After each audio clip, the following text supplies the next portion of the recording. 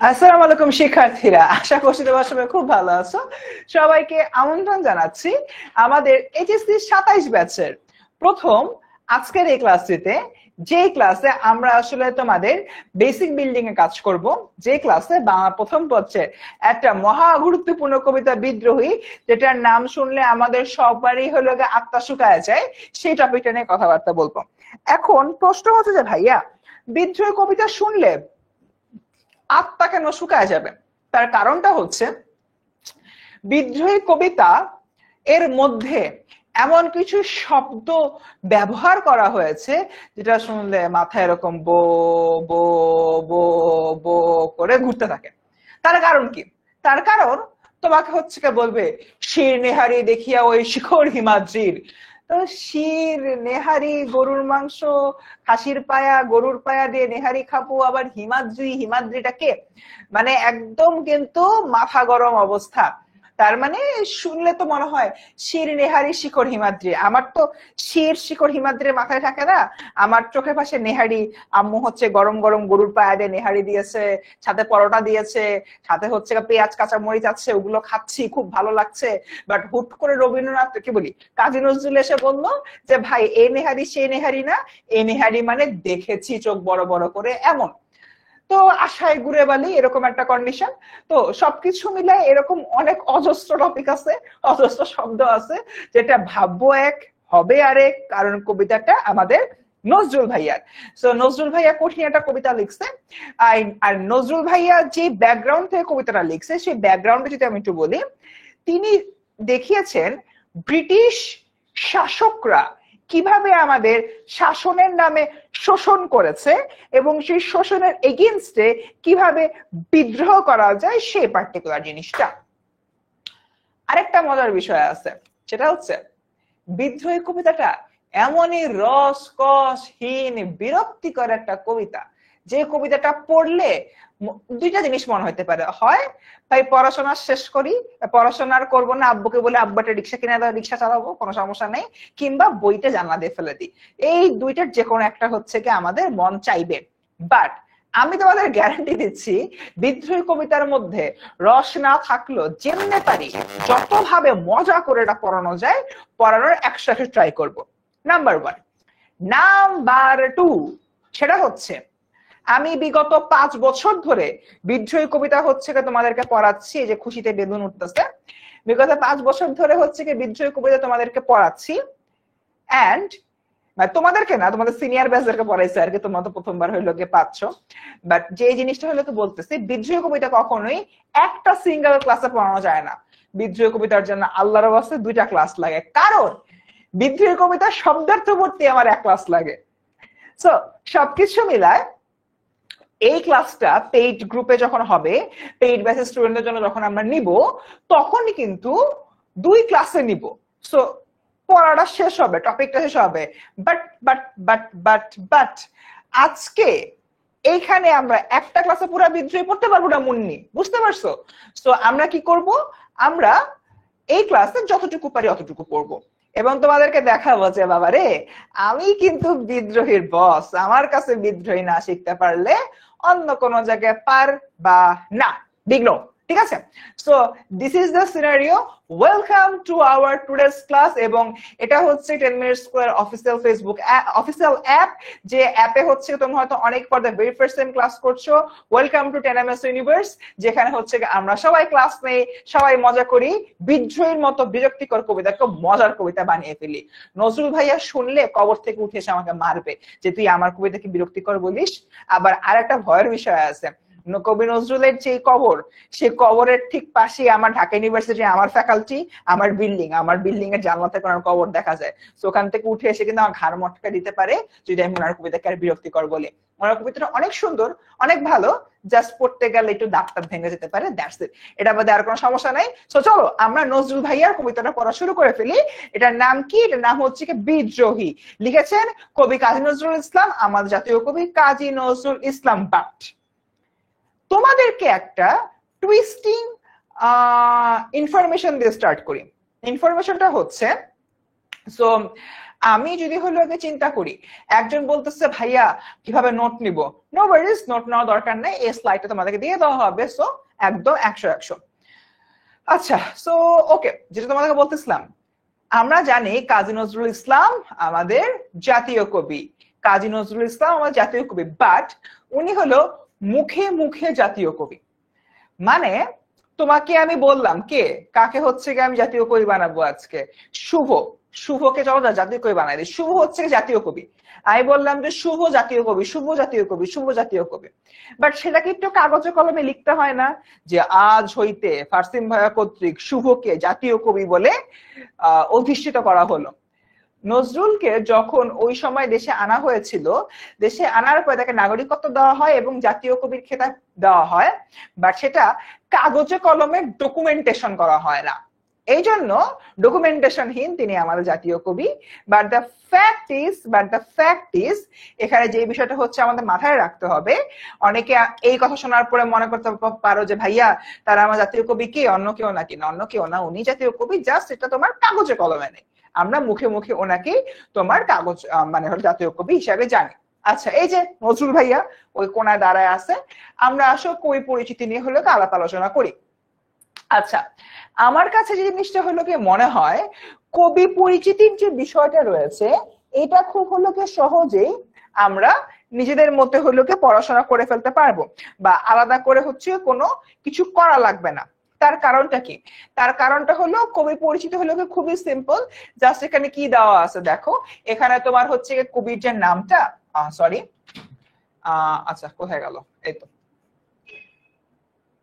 এইটা, এখানে দেখো কি দেওয়া আছে, এখানে তোমার কবির নাম দেওয়া আছে, জন্ম, শিক্ষা জীবন, এগুলাতে আসলে তোমার পড়ানোর তেমন কিছু নাই, এখানে তোমার কি নাই, পড়ানোর তেমন কিছুই নাই, জাস্ট নিজেদের মধ্যে একটা রিভাইজ দিতে হবে, যেই জায়গাটা পড়াবো সেটার দিকে চলো হলো গিয়ে আমরা চলে যাই। শোনো, আমাদের এখানে যেটা হলো গিয়ে পড়তে হবে বা আমার এন থেকে পড়ানো দরকার, পেশা টেশা এগুলো হবে লাগে না, সাহিত্য কর্মটা। তোমাদেরকে এখন আমি কয়েকটা সাহিত্যকর্ম দাগাই দিব, এন্ড আমি তোমাকে হলপ করে বলতে পারি আমার দাগানো সাহিত্যকর্ম থেকে কোনো জায়গায় কোনো পরীক্ষায় প্রশ্ন আসবে না, মানে আমি যেগুলো দাগাই দিব ওইটা বাদে আর কোনো জায়গা থেকে প্রশ্ন আসবে না। দেখো, যেরকম অগ্নিবীণা, বিষের বাসী, অবশ্যই হচ্ছে গিয়ে মাথায় রাখতে হবে। সাম্যবাদী কই, এতো সাম্যবাদী মনে রাখতে হবে, আর এখান থেকে প্রলয় শিখা মনে রাখতে হবে। তার মানে এখানে আমি চারটা কাব্যগ্রন্থ হইলো গিয়ে বেসিক্যালি দাগাই দিছি। এই যে তোমার চারটা কাব্যগ্রন্থ রয়েছে, এগুলা বাদে আর যেগুলা আছে ওগুলা তোমার কিন্তু অতটা গুরুত্বপূর্ণ না, কোন জায়গায় ওভাবে হইলো গিয়ে আসেও না, তাই সবকিছু মিলে আলাদা করে আর কোনো মানে ওটা যে আলাদা করে প্রেশার নিয়ে পড়তে হবে এমন কোন হলো গিয়ে প্যারা নাই। সো এখানে ধরো চারটা দাগাই দিলাম, 1 2 3 4, এই চারটা আমরা সবাই একটু বেশ ভালোভাবে মাথায় রাখবো, আগাই সামনের দিকে। সো তার পুরস্কার ও সম্মাননা দেওয়া রয়েছে। জীবন বসান কত সালে মৃত্যুবরণ করেন? 1976 সালের 29শে আগস্ট কবি ঢাকায় মৃত্যুবরণ করেন।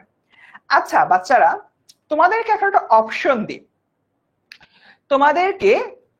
অপশন দিই, অপশনটা হচ্ছে, এখন আমরা এই কবিতার শব্দার্থ টিকা পড়া শুরু করব, অর এলস শব্দার্থ টিকা অনেক বড়, দুইটা অপশন, আমরা কয়েকটা শব্দার্থ টিকা পড়বো, কয়েকটা জিনিস তোমাদেরকে বুঝাবো, না হয় মূল কবিতার দিকে চলে যাব, মানে শব্দার্থ পড়াবোই না, কারণ আজকের এক ক্লাসে ফুল শব্দ পড়ানো পসিবল না, ম্যাক্সিমামই 7-8টা পড়াইতে পারি, 7-8টা পরে মূল কবিতা যেতে পারি, না হয় একদমই শব্দার্থ না পড়ায় মূল কবিতায় যাইতে পারি। কোনটা করব? অপশন 1, 7-8টা শব্দার্থ পড়ে মূল কবিতায় চলে যাব, তাহলে মূল কবিতা পড়তে বুঝতে সুবিধা হবে। আর অপশন 2 যেটা তোমার মূল কবিতা ডিরেক্ট চলে যাবো, শব্দার্থ পড়াবো না, কোনটা চাও তোমরা বলো তো? অপশন 1, 7-8টা শব্দার্থ পড়ায় মূল কবিতায় চলে যাব। অপশন 2, শব্দার্থ পড়াবো না, মূল কবিতায় চলে যাবো। বাট অপশন 1 একটা সুবিধা আছে, সুবিধাটা হচ্ছে তুমি তাহলে কবিতাটা ইজিলি বুঝতে পারবা। কোনটা? অপশন 1 নাকি option 2? Option half half, pretty smart. Okay, option 1, yes Ajit died. Option 1 ঠিক আছে, তাহলে মোটামুটি সবাই হচ্ছে কি অপশন শব্দার্থ তারপরে কবিতা, ঠিক আছে? তাহলে সব শব্দ পড়া পসিবল না, কয়েকটা করে শব্দার্থ হচ্ছে কি পড়ি। চলো। নেহারি, যে নেহারি দেখে মানে নেহারিতে অ্যাকচুয়ালি আমাকে কাজী নজরুল ধোকাটা দিছে। আমি কি ভাবছি আর লোকটা বললো নেহারি মানে দেখে পারছিম, তুমি দেখে বুঝো নেহারি মানে গরুর পায়া না। এটা যখন কাজী নজরুল আমাকে বললো আমার খুব কষ্ট লাগলো। ওকে, সো দেখি আমরা নেহারি মানে দেখে প্রস্তুত করা, আমার মনে হয় না এটা কারোর কিছু বুঝবে। আমি তো শির নেহারি দিয়ে ভাবছি যে তোমার গরুর মাথা দিয়ে হয়তো নেহারি বানাবে কিছু একটা, বাট না, এখানে শির নেহারি মানে কবি বলতেছে শির মানে মাথা, নেহারি মানে দেখে, শির নেহারি মানে আমার মাথা দেখে। আচ্ছা, অর্থাৎ কবি বলতেছেন শির নেহারি শির নেহারি ওই শিখর হিমাদ্রির। কবি বলতেছেন হিমালয় পর্বতমালা সর্বোচ্চ শৃঙ্গ পৃথিবীতে। ওই হিমালয় পর্বতমালা আমার মাথা দেখছে যে আমি একদম উঁচু মাথা করে দাঁড়িয়ে আছি, আমি কখনো এভাবে ঝুলে পড়তেছি না অন্যায়ের সামনে, আমি এভাবে মাথা নত করতেছি না। এইটা দেখে ওই যে তোমার হিমাদ্রি রয়েছে বা হিমালয় পর্বতমালা রয়েছে, হিমালয় পর্বতমালা খুবই অবাক হচ্ছে, অবাক হয়ে বলছে আরে বাবা, এই লোকটা তো অন্যায়ের সামনে মাথা নতই করে না, তাহলে ওকে আমি কুর্নিশ জানাই। সো কবি বলতেছেন শির নেহারি ওই শিখর হিমাদ্রির। এখানে তোমার যে হিমাদ্রি শব্দটা রয়েছে, হিমাদ্রি বলতে বোঝায় তোমার হিমালয় পর্বতমালা, হিমালয় পর্বতমালা। এই যে হিমালয় পর্বতমালা, সে হচ্ছে কবিকে দেখে জি স্যার, জি স্যার এভাবে মাথা নত করতেছে। That's it. ওকে, এরপর দেখি মহাপ্রলয়। ভাই খুবই সিম্পল ভাই, মহাপ্রলয় মানে কিয়ামত, কিয়ামত চলে আইছে রে ভাই, কিয়ামত চলে আইছে, পৃথিবী সব ধ্বংস হচ্ছে, তাও আমি বিদ্রোহী পড়াচ্ছি। মানে এই জায়গা থেকে যদি হইলো আমি চিন্তা করি, মহাপ্রলয় মানে হচ্ছে কিয়ামত। এবং হিন্দু পুরাণ বা হিন্দু মাইথোলজি অনুযায়ী তোমার এখানে বলা হয় যে এই মহাপ্রলয় যখন ঘটবে তখন সৃষ্টির দেবতা যে ব্রহ্মা রয়েছে, ব্রহ্মারও আয়ুর অবসান ঘটবে। আরে আজকে রিমার বলে হ্যাপি বার্থডে। ওকে, সো রিমাকে হচ্ছে গিয়ে আমরা হ্যাপি বার্থডে জানাই। রিমা কংগ্রাচুলেশন, তোমার আজকে হ্যাপি বার্থডে, তোমার জন্য রইল অনেক অনেক হচ্ছে ভালোবাসা, এবং হচ্ছে তোমার এই বার্থডেটা হচ্ছে কোনো সুন্দর যাক, আর এই সুন্দর দিনে তুমি একটা সুন্দর কবিতা পড়তেছো, এই জন্য তোমার জন্য আরো একটা ভালোবাসা রইলো। ওকে, ডান। সো গেল মোটামুটি। এবার হচ্ছে গিয়ে আমরা সামনের দিকে হইলো আগাই। সো দেখি সৃষ্টির ধ্বংসকাল, এই প্রলয়ের সৃষ্টির দেবতা ব্রহ্মারও হচ্ছে তোমার আয়ুর অবসান ঘটবে। আচ্ছা, সো আগাই সামনের দিকে। এরপরে দেখি নটরাজ। এই পোলাপান, তোমরা কারা কারা ছোটবেলায় নটরাজ পেন্সিল ইউজ করছে? আমি ইউজ করছি। নটরাজ পেন্সিল কারা কারা ইউজ করছে? এই বার্থডের গুণগান শেষ, তোমার আমার বাংলাদেশ, আসো নটরাজ পড়ি আমরা। নটরাজ পেন্সিল কারা কারা হচ্ছে দেখছো একটু বলো তো। শুভর শখের দেখি কমতি নাই, আমি পড়াই নটরাজ আর ও হচ্ছে গিয়ে বলে কেক কাটবে। হাই রে আল্লাহ। আচ্ছা, নটরাজ পেন্সিল দিয়ে কারা কারা লিখছো? নটরাজ পেন্সিল দিয়ে কারা কারা লিখছো? বেস্ট ট্রিট ছিল পারসেন ভাই। আরে thank you thank you thank you thank you thank you. আমি ইউজ করছি প্রিয়ন্তী ঘোষ, সাব্বাস। আমি করেছি হ্যাপি ডাউন করতে, নিয়াজ করছে।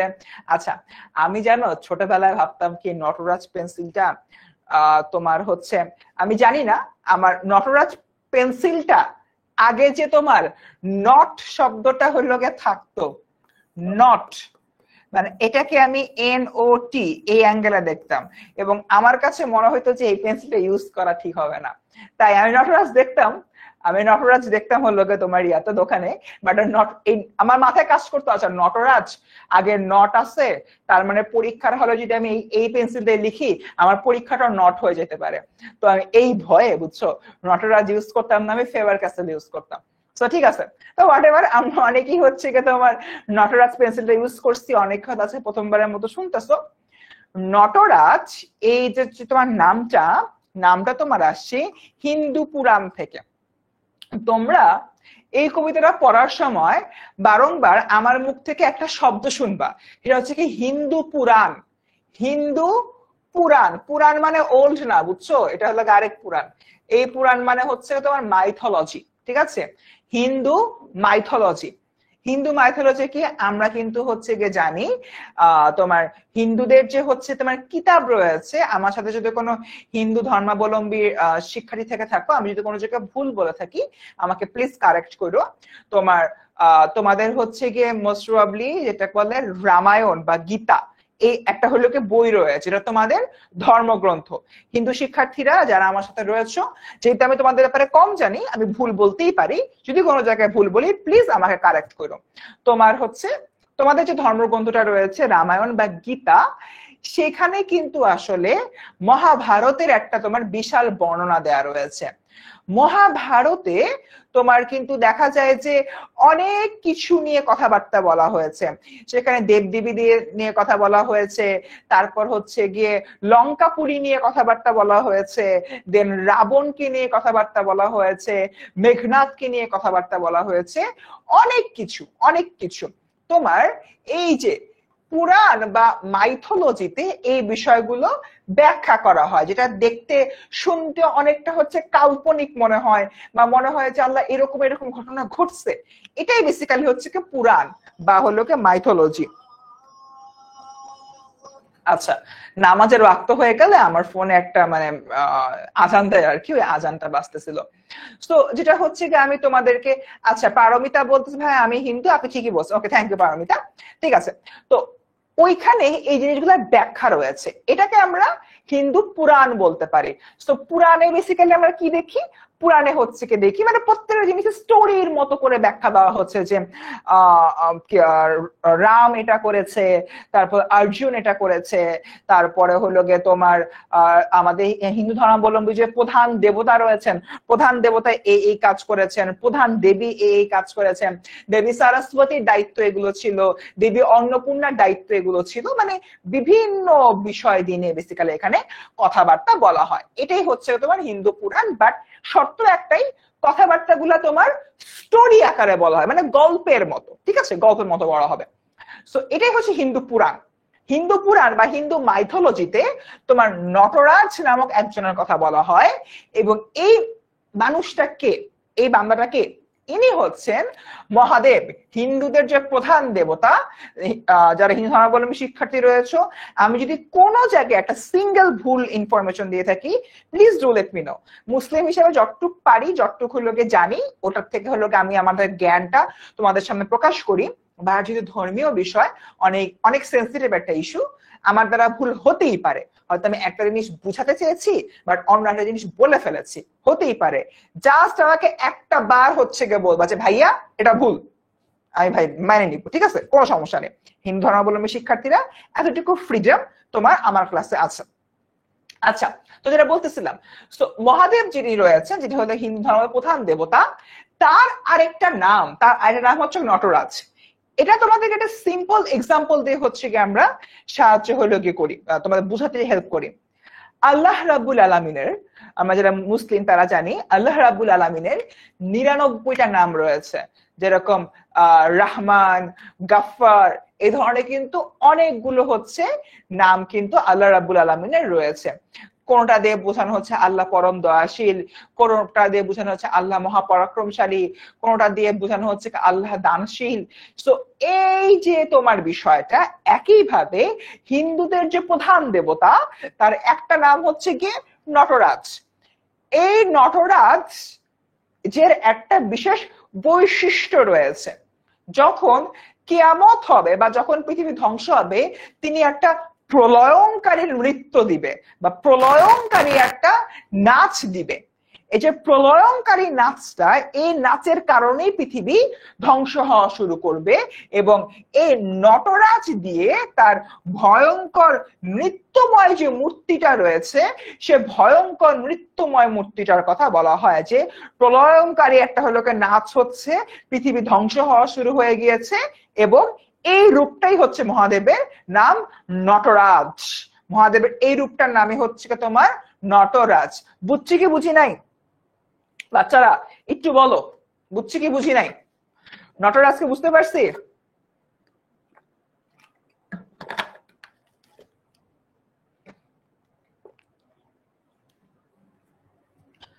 নটরাজ বুঝতে পারছি আমরা? ওকে। এই বাচ্চারা একটা কথা বলি, ক্লাসের সময় যে কোনো টাইমে স্ক্রিনশট নিবা। এই ক্লাসের কিন্তু তোমাদের একটা ফিডব্যাক দেওয়া লাগবে যে ক্লাসটা কেমন হয়েছে। তোমরা যদি এই ফিডব্যাক গুলা দাও সেই অনুযায়ী কিন্তু তোমাদের জন্য আমি গিফটের ব্যবস্থা করব। তোমরা এই গিফট পেতে চাও কিন্তু কাইন্ডলি কমেন্টে জানাও। অলরেডি 6 জন গিফট পাচ্ছ। সো ওই যে গিফট গুলা আছে ওই গিফট গুলা হচ্ছে আগামী রোববার দিন ডেলিভারি করে দেওয়া হবে। আশা করতেছি নেক্সট উইকের মধ্যে তোমরা হচ্ছে পেয়ে যাবা। সো আমরা যদি হলো বলি, তোমরা যদি আজকের যে ক্লাসটা রয়েছে আজকের এই ক্লাসের রিভিউ দাও, তাহলে 3 জনকে আমার তরফ থেকে বই দেওয়া হবে, 3 জনকে বুক দেওয়া হবে। ঠিক আছে? সো তোমরা কিন্তু ক্লাসের রিভিউ দিবা। ঠিক আছে? ডান গেল। এরপর দেখি কানুন মানে হচ্ছে গিয়ে আইন। টর্পেডো মানে হচ্ছে কি তোমার ডুবোজাহাজ থেকে নিক্ষেপযোগ্য এক ধরনের অস্ত্র। ভীম মানে হচ্ছে কি তোমার ভীষণ ভয়ানক পঞ্চপাণ্ডবের দ্বিতীয় পাণ্ডব, ইনি গদা নিয়ে যুদ্ধে পারঙ্গম। আচ্ছা, আমরা একটা কাজ করি, আমরা একটু বোর্ডটা ক্লিয়ার করি। বোর্ডে অ্যাকচুয়ালি অনেক লেখালেখি চলে আসছে। দেখো, কানুন মানে আইন কানুন নিয়ম কানুন ইত্যাদি ইত্যাদি টুং টুং ইত্যাদি এসব বিষয় হলো বলা হচ্ছে। না রবিবারে হচ্ছে কি আমরা ঢাকা থেকে গিফটটা ছাড়বো। সো বিভিন্ন জায়গায় পৌঁছাতে তোমার বৃহস্পতিবার পর্যন্ত হয়ে যেতে পারে। ঠিক আছে? এটাই। আচ্ছা, কানুন হচ্ছে কি তোমার আইন। টর্পেডো কি? টর্পেডো হচ্ছে কি ডুবোজাহাজ। তোমাদেরকে একটা হলো কি মুভির নাম বলি। বাংলা ক্লাস করার মজা আছে অনেক, বুঝছো? এরকম মুভির নাম বলবা, মুভিগুলো দেখে দেখে আসবা। যারা পেইড ব্যাচের স্টুডেন্ট তারা আমাদের পেইড ক্লাসের আগে ঘাজি অ্যাটাক, এই যে মুভিটা আছে ইন্ডিয়ান একটা মুভি, এই মুভিটা হচ্ছে কি দেখবা। এই ঘাজি অ্যাটাকে তোমার জিনিসটা হয় পাকিস্তান ইন্ডিয়া পাকিস্তান, ওরা কি করে পানির তলে যুদ্ধ করে। মানে এই দুটা রাষ্ট্র এমন কোন জায়গায় নাই যে যুদ্ধ করে না। ভাই তুমি বলো, মানে মানুষের সেন্স কোন লেভেলে গেলে পানির তলে বসে বসে যুদ্ধ করে। ওকে, করছে। ভারতের একটা পোর্ট আছে, আমাদের যেরকম পোর্ট আছে চট্টগ্রাম পোর্ট, মংলা পোর্ট, তেমনি ভারতের একটা পোর্ট আছে বিশাখাপট্টনম দখল করতে পাকিস্তানের একটা সাবমেরিন যাইতেছিল। এরপর সাবমেরিন যাইতে যে বিশাখাপট্টনমকে সেভ করতে ভারতের একটা সাবমেরিন আসছে, এবং এই দুই সাবমেরিনের মধ্যে ঠুয়াঠুই শুরু হয়েছে। এখন অবভিয়াসলি ওরা হচ্ছে এই মানে সাবমেরিনের সাথে সাবমেরিন ঠুয়াঠুই করবে না, ওরা সাবমেরিন থেকে একটা জিনিস পুটুস করে একটু পর ছাড়ে। এটা হলো পাকিস্তান পুটুস করে একটা ছাড়ে, ইন্ডিয়া কোন রকমে বাইচে যায়। তারপর ইন্ডিয়া পুটুস করে একটা ছাড়ে, পাকিস্তান কোন রকমে বাইচে যায়। এই যে জিনিসটা ছাড়ে এটাই হচ্ছে তোমার টর্পেডো। ভাই খুবই সিম্পল, বন্দুক থেকে গুলি ছাড়ে, গুলি যেটা, সাবমেরিন থেকে টর্পেডো ছাড়ে, টর্পেডো সেটা একই জিনিস। বুঝতে পারছো? খালি টর্পেডোর সাইজে হাব্বু গুব্বু। ওকে, টর্পেডো ডুবোজাহাজ থেকে নিক্ষেপযোগ্য এক ধরনের অস্ত্র। তো টর্পেডো বলতে আমরা কি বুঝাই? তোমার ডুবোজাহাজ থেকে নিক্ষেপযোগ্য এক ধরনের অস্ত্র গেল। এরপর হচ্ছে তোমার ভীমকে আচ্ছা, আমাদের সাথে যে হিন্দু শিক্ষার্থীরা রয়েছে তোমাদের হেল্প লাগবে। আমরা জানি হিন্দু ধর্মে, আমরা কোনো স্পয়লার দেই, হিন্দু ধর্মে 5 জন পাণ্ডব রয়েছে। একজন হচ্ছে কি ভীম, আর একজন হচ্ছে কি অর্জুন। অর্জুন মেবি প্রথম পাণ্ডব, ভীম হচ্ছে সেকেন্ড পাণ্ডব। 3, 4, 5 আমি ভুলে গেছি। সো তোমরা একটু কাইন্ডলি পারমিতা আমাকে একটু হেল্প করতে পারো। পঞ্চ পাণ্ডবের যা বাকি যে 3 জন রয়েছে, অর্জুন ভীম আর একটা জানি হলো কি আরো 3 জন রয়েছে, 3 জনের নাম একটু কেউ আমার সাথে শেয়ার করো। সো এই পঞ্চ পাণ্ডবের মধ্যে দ্বিতীয় পাণ্ডব হচ্ছেন ভীম। বেসিক্যালি পঞ্চ পাণ্ডব এই জন্য বলা হয়, তারা হচ্ছে কি যুদ্ধের জন্য এক একজন এক এক রোলে পরাক্রমশীল ছিল। ফর অ্যান এক্সাম্পল, আমাদের যে হচ্ছে কি বলে অর্জুন, পঞ্চপাণ্ডবের প্রথম পাণ্ডব অর্জুন হচ্ছে তীরন্দাজিতে একদম পারফেক্ট ছিল। তিনি হলো গিয়ে তোমার শূন্যের দিকে তাকায় তীর ছুঁড়ে হলো মাছের চোখ হলো গিয়ে ভেদ করতে পারতো। ঠিক আছে? সো ওই যে তোমার বিষয়টা রয়েছে, তার মানে কি বুঝতে পারতেছি, অর্জুনের হলো একদম সঠিক নিশানা ছিল। আর ছিল হলো কি ভীম। ভীম ছিল মহা শক্তিশালী। আচ্ছা, এই যে অ্যান্সার দিয়ে দিছে পারমিতা, যুধিষ্ঠির, ভীম, অর্জুন, নকুল, মহাদেব। হ্যাঁ, ভীম আর অর্জুন বাদে আরো যে তিনজন রয়েছে, যুধিষ্ঠির, নকুল, সহদেব, সহদেব সরি, যুধিষ্ঠির, নকুল, সহদেব, এই মোট হচ্ছে পাঁচজন। তো যে ভীম যে রয়েছে, ভীম হলো গিয়ে ভয়ঙ্কর শক্তিশালী, এবং সে হচ্ছে এরকম একটা গদা নিয়ে হাঁটতো। গদাটা কি, গদা ঠিক এক্স্যাক্টলি বোতলটার মতো দেখতে, বাট কাঠের তৈরি হয়, এইভাবে তোমার ঘুরায় ঘুরায় ঢাম, এভাবে হচ্ছে গিয়ে তিনি যুদ্ধে অংশগ্রহণ করত। এটাই হচ্ছে তোমার বেসিক্যালি গদা। এবং তার যুদ্ধ আসলে অনেক ভয়ঙ্কর হতো, এবং তিনি অপর জনকে একদম প্রকাশ করে তোমার ধ্বংস করে ফেলতো। আচ্ছা, শ্রেয়া ভালো অ্যান্সার দিয়েছ। যুধিষ্ঠির, ভীম, অর্জুন, নকুল, সহদেব। যুধিষ্ঠির, ভীম, অর্জুন, নকুল, সহদেব। ঠিক আছে, ভেরি গুড। গাই সামনের দিকে। ওকে, ধৈর্যটি। আচ্ছা, এই ধৈর্যটি বলতে গেলে আমি যখনই হচ্ছে ধৈর্যটি নিয়ে কথাবার্তা বলি বা ধৈর্যটি বুঝাই, তখন আমার ছাত্রীরা একটা জিনিস খুব মানে ইয়া করতে পারে, মিলাইতে পারে। আমার সকল ছাত্রীরা এই মুহূর্তে ক্লাস করতেছো, তাদের হচ্ছে কি একদম অনেক লম্বা লম্বা চুল, কোমর পা ছাড়াই গেছে, তাদের উদ্দেশ্যে বলতেছি, আপনাদের চুলে কখনো জটা লেগেছে? জটা ছাড়াতে যে কি চুল ছিঁড়ে আসছে? জটা ছাড়াতে তেল দিতে গিয়ে কি আপনার মা আপনার উপরে অনেক চিল্লাফাল্লা করেছে? এই সমস্যা যদি আপনি পড়ে থাকেন, তাহলে যুধিষ্ঠিরটা আপনি সবার আগে ভালো করে বুঝবেন। একটু অ্যাড দেওয়ার মতো, অ্যাডভার্টাইজমেন্টের মতো হচ্ছে গিয়ে বললাম। বেসিক্যালি আমাদের ছেলেদের মাথায় এই প্রবলেমটা কম হয়, কারণ ছেলেদের মাথায় জট অ্যাকচুয়ালি কম ধরে, বাট মেয়েদের মাথায় প্রায় শুনি যে একদিন হয়তো কোনো কারণে চুল আসছে না, চুলে জট পাকায় গেছে, এই ধরনের সিচুয়েশন হলো কি অনেক দেখি। সো যখন চুলের মধ্যে জট পাকায়, ফর এন এক্সাম্পল, তোমাদের হচ্ছে কি চুলে তুমি 3-4 দিন চুল আসরাও নাই, 3-4 দিন চুল আসরাও নাই, এরপর হচ্ছে তোমার কি হলো, চুলের মধ্যে জট পেকে গেল। এরপর তুমি তোমার আম্মুর কাছে কাছে, আম্মু চুলে জট পাকা গেছে, তেল লাগাই দাও। সো তোমার আম্মু তেল লাগানোর জন্য চুলে হাত দিলো, চুলটা এরকম জাস্ট এরকম হলো গে ছিল হয়তো। আচ্ছা, এই মুহূর্তে বড় চুল বলা কেউ থাকলে ভালো হইতো, চুলটা হচ্ছে আরো প্যাঁচা টাচে পাখির বাসা হইলো গে হয়ে গেল। সো এই যে বিষয়টা, এই সিনারিওটা আমরা সবাই দেখছি। এবার আসলে আমরা ব্যাখ্যাটা হচ্ছে গিয়ে পড়ি। শিব বা মহাদেবের অন্য নাম জটাধারী, শিবের জট ধূম্ররূপী বলে তাকে ধূর্যটি বলা হচ্ছে। তোমার শিব দেবতার যে চুল জট পেকে এরকম এরকম হচ্ছে গিয়ে তোমার চুল হচ্ছে গিয়ে উপরের দিকে উঠে গেছে, এবং এই যে এরকম হলো গিয়ে চুলটা উপরের দিকে উঠে যায়, দেখে তখন ওটাকে ধোয়ার মতো দেখায়, তোমার ধোয়ার মতো। এটাকে হচ্ছে কি আমরা কি বলতে পারি, ধূম্র। এটাকে আমরা কি বলি, ধূম্র। মানে তার চুলটা জট পাকায় এমন অবস্থা হয়ে আছে, দেখে মনে হচ্ছে মাথা দিয়ে ধোয়া উঠতেছে।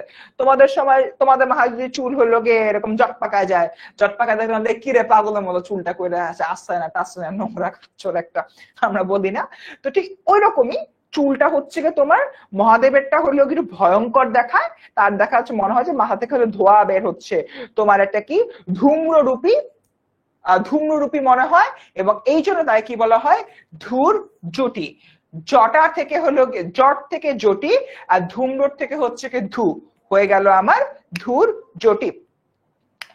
এরপর আসি এলোকেশে, বাট এই মুহূর্তে আজান দিচ্ছে, আমরা নামাজে কোনো ব্রেক দিব না, যেহেতু এশার নামাজ আমরা পরও নামাজটা পড়তে পারবো, হাতে অনেক টাইম থাকবে, জাস্ট আজানকে সম্মান জানিয়ে আজান শেষ না হওয়া পর্যন্ত আমরা 2 মিনিট ওয়েট করব। 2 মিনিট লাগবে আজান শেষ হতে, তারপরে আমরা আবার ব্যাক করছি।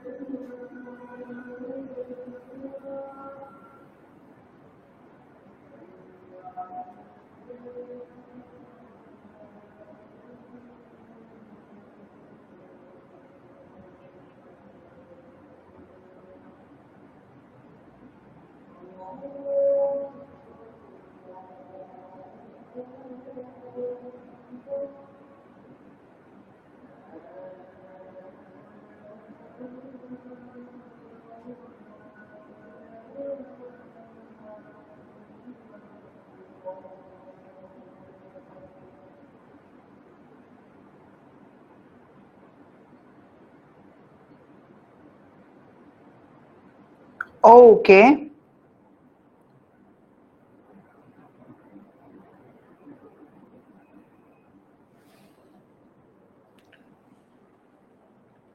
ঠিক আছে, done. Thank you so much. আমরা হলে আজানকে সম্মান জানাই, একটু হলে ওয়েট করছি। আবার আসো, ক্লাসে যে বাকি অংশ রয়েছে, বাকি অংশ হচ্ছে গিয়ে তোমার শুরু করি, ঠিক আছে? ডান। তো আমরা এখানে হলো কি দেখতে পাচ্ছি, আমরা হলো দেখতে পাচ্ছি তোমার এলোকেশন। এবার মেয়েরা তোমাদের চুলে তো হচ্ছে জট টট লেগে গেছে। এবার সে ধরো আম্মুর হলো গিয়ে গাফানি টাফানি খেয়ে মারধর খেয়ে চুলে তেল দিলা, তেল দিয়ে সারা রাত লাগলা, পরদিন শ্যাম্পু দিলা, আরো জানি কি দাও, কন্ডিশনার দিলা, তারপর আরো জানি কি সিরাম টিরাম হাবি জাবি সব দিলা। দেওয়ার পরে পরদিন তো তোমার চুল একদম এদিকে সেদিকে দুলছে, খুবই একদম সুন্দর একটা হলো অবস্থা। মানে তোমার চুলটা এলিয়ে আছে একদম। আমার চুল তার মেয়েদের মতো বড় না, বড় থাকলে দেখাইতাম, তার উপরে চুলও নাই। সো বেসিক্যালি এখানে আমরা কি দেখতে পাচ্ছি, তোমার চুলটাকে এবার আমি ঠিক করে ফেলছি, জট পাকাইলাম, এবার চুলটা ঠিক করে ফেলছি। এই যে এলোকেশে, এই এলোকেশের কথা এখানে বলা হচ্ছে। প্যারা হইতেছে ভাই, চুল ছিল তোমার এলোকেশে, সুন্দর কথাবার্তা, প্যারাডারা নাই। সাডেনলি নজরুল ভাইয়ার কি জানি মনে হইলো, সে বলল এই এলোকেশ হচ্ছে অকাল বৈশাখী ঝড়। এবার দেখো, বৈশাখী ঝড়ে তোমার যেভাবে বাতাসগুলা হচ্ছে, তোমার বাতাসে গাছ এদিক সেদিক সেদিক করে, ঠিক তেমনি এলোকেশ হলে তুমি জাস্ট মাথায় এরকম করবা, সুন্দরভাবে চারদিকে তোমার চুলটা দুলবে, খুবই সুন্দর লাগবে, ভিডিও করবা, ফেসবুকে দিবা, অনেক অনেক ভিউ হবে। এরকম হইলো গিয়ে জিনিসপত্র এখানে কিছু বলা হচ্ছে। তার মানে এই যে তোমার বিষয়গুলা, এখানে আমরা কি দেখতে পাই যে আমার এলোকেশের সাথে নজরুল অকাল বৈশাখীর তুলনা করে ফেলেছে। ঠিক আছে, ডান। ওকে, নজরুল ভাইয়া অনেক অ্যাডভান্স ছিল, আমরা দেখি। এরপর আমি বিদ্রোহী সুদ বিশ্ববিদ্যার্থীর ভাইরে, এখন হচ্ছে বলবা কার কাছে আমরা বাংলা পড়ি, কেন জানো? আমি হচ্ছে যে যখন আমি তোমাদের বয়সে ছিলাম, আমি প্রথম যেদিন লাইনটা পড়ছে, আমি বিদ্রোহী সুদ বিশ্ববিদ্যার্থীর, আমি ড্যাম শিওর ছিলাম এটা প্রিন্টিং মিস্টেক বা টাইপিং মিস্টেক, এবং আমি ভাবতেছিলাম যে কবি হয়তো লিখতে চাইছে আমি বিদ্রোহী সুতা বিশ্ববিদ্যার্থীর। আমার আম্মু আবার সেলাই টেলাই করে, তো আম্মুকে মাঝে মধ্যে সেলাইয়ের যে সুতা যেটা সুয়ের মধ্যে ঢুকাই দিতে হবে পড়ি, বুঝছো? তো আমি হচ্ছে ভাবতাম যে ওই সুতাকে বোঝানো হইতেছে, বাট ভুলে ভালে এখানে সুত লিখছে। তো দেন এগেইন কলেজে যখন পড়তে গেলাম, স্যার বলতেছে যে আমি বিদ্রোহী সুদ বিশ্ববিদ্যার্থীর সুদ মানে হচ্ছে কি পুত্র। পরে আমি ভাবলাম পুত্রটা কি দেখতে সুতার মতো শুকনা এরকম কিছু নাকি, বাট পরে ভাবলাম যে না, এগুলো সবই হচ্ছে ভ্রান্ত ধারণা। সুদ হলো গিয়ে তোমার পুত্র শব্দটার একটা প্রতিশব্দ। তো এখানে আমরা কি দেখতে পাই, আমি বিদ্রোহী সুদ বিশ্ববিদ্যার্থীর, আমি বিদ্রোহী সুদ বিশ্ববিদ্যার্থীর। এর মানে কি বাচ্চারা? এর মানে হচ্ছে আমার আসলে তোমার কি বলবো এটাকে, আমি আমার জায়গা থেকে পৃথিবীর পুত্র, পৃথিবীর সন্তান, পৃথিবীর সন্তান হিসাবে আমার পৃথিবীর প্রতি কিছু দায়িত্ব ও কর্তব্য বোধ রয়েছে, দায়িত্ব কর্তব্য বোধ আমার পালন করতে হবে। ওকে, তো এখানে আরো বেশ কিছু রয়েছে, আমরা স্কিপ করে যাই। এরপর দেখলে চেঙ্গিস, চেঙ্গিস হলো একটা লোক যে হচ্ছে যুদ্ধ বিগ্রহ করতো, সো এর কথা বলা হচ্ছে। কুর্নিশ মানে এই যে মেঘা দাঁড়ায় আছে, ঠিক আছে? সে ধরো আমার সামনে তোমরা আসো যে ভাইয়া আমি তো এসএসসি তে গোল্ডেন এ প্লাস পেয়েছি, বলো আল্লাহ তাই, এরপর পিছিয়ে গিয়ে তোমাকে এরকম কর্নিশ করে বলবো কংগ্রাচুলেশনস, তুমি ভালো একটা রেজাল্ট হলো গিয়ে করতে পারছো। ওকে ডান।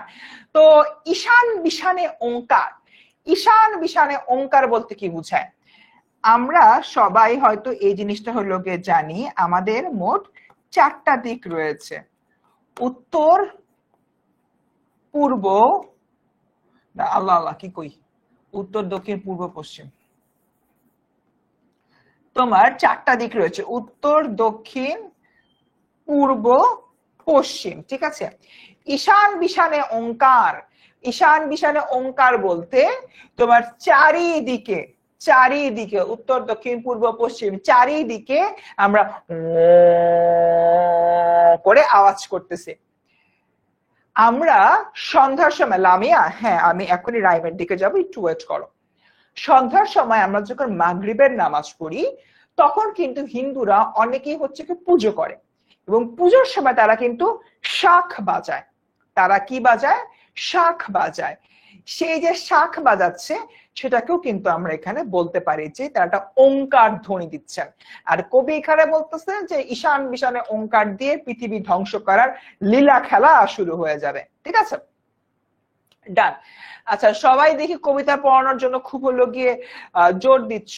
আমি এটা পোল করি না, কবিতা এখন যাব নাকি যাব না, আমি একটা ইয়েস নো পোল করি।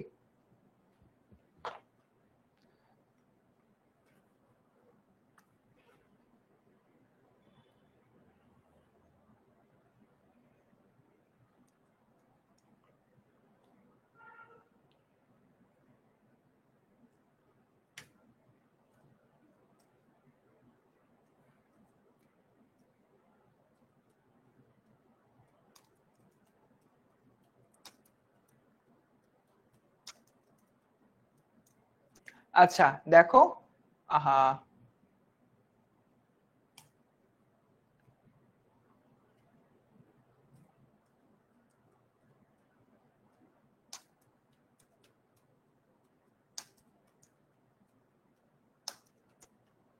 দেখো আমি একটা হচ্ছে কি পোল করতেছি স্টার্টিং কবিতা রাইট নাও দিয়ে।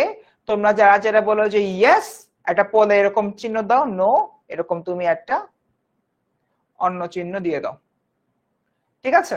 দেখো দেখি সবাই একটু বলো, অ্যাটলিস্ট যদি তোমার মানে 50%-এর উপরে যদি মানে পক্ষে ভোট আসে আমি হচ্ছে এখন ইয়াতে চলে যাব। স্টার্টিং কবিতা রাইট নাও,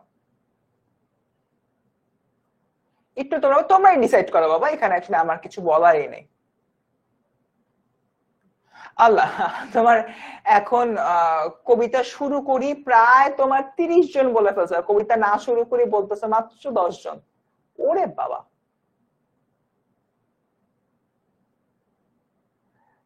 100 জনের উপরে বলতেছো এখনই কবিতা শুরু করি। আচ্ছা বেসিক্যালি আমি বলছিলাম 50%-এর উপরে গেলে আমি বলবো, সেখানে তোমার 75% হয়ে গেছে। ওকে ওকে, যেহেতু হচ্ছে কি মানে বাল্ক অ্যামাউন্টের স্টুডেন্ট বলতেছে যে এখন কবিতা শুরু করেন ভাই, আর ভালো লাগতেছে না, আসো তোমাদেরকে নিয়ে যাই দ্য ইউনিভার্স অফ নজরুল, ঠিক আছে, নজরুলের ইউনিভার্সে তোমাদেরকে নিয়ে যাই। ওরে বাবা, আচ্ছা ওই যে নেহারি আবারও চলে আসছে, আমাকে নেহারি দিয়ে ধোকা দিচ্ছে, কি একটা কষ্ট। ওকে, আমরা আমাদের কবিতার স্লাইডটা কি রকম থাকে, এটা হচ্ছে আমাদের একটা কবিতার স্লাইড, যে একটা স্লাইড দেখলে, আমি এই মুহূর্তে স্ক্রিনে ইচ্ছা করে নাই, একটা স্লাইড দেখে তোমরা বুঝতে পারো কোনটা দিয়ে কি বোঝানো হচ্ছে। দেখো, বলবীর বল উন্নত মমশির, মম বলতে অভিনেত্রী মমকে বোঝানো হচ্ছে না, মম বলতে বোঝানো হচ্ছে তোমার আমার, শির বলতে বোঝানো হচ্ছে গিয়ে তোমার মাথা, হিমাদ্রির মানে শিখর হিমাদ্রির, শিখর হিমাদ্রির পুরাটা বলতে বোঝানো হচ্ছে কি হিমালয় চূড়া, নতশির, নতশির মানে হচ্ছে এটা মাথা নোয়ানো, নেহারি মানে গরুর পায়ার নেহারি না, এর মানে হচ্ছে কি দেখে।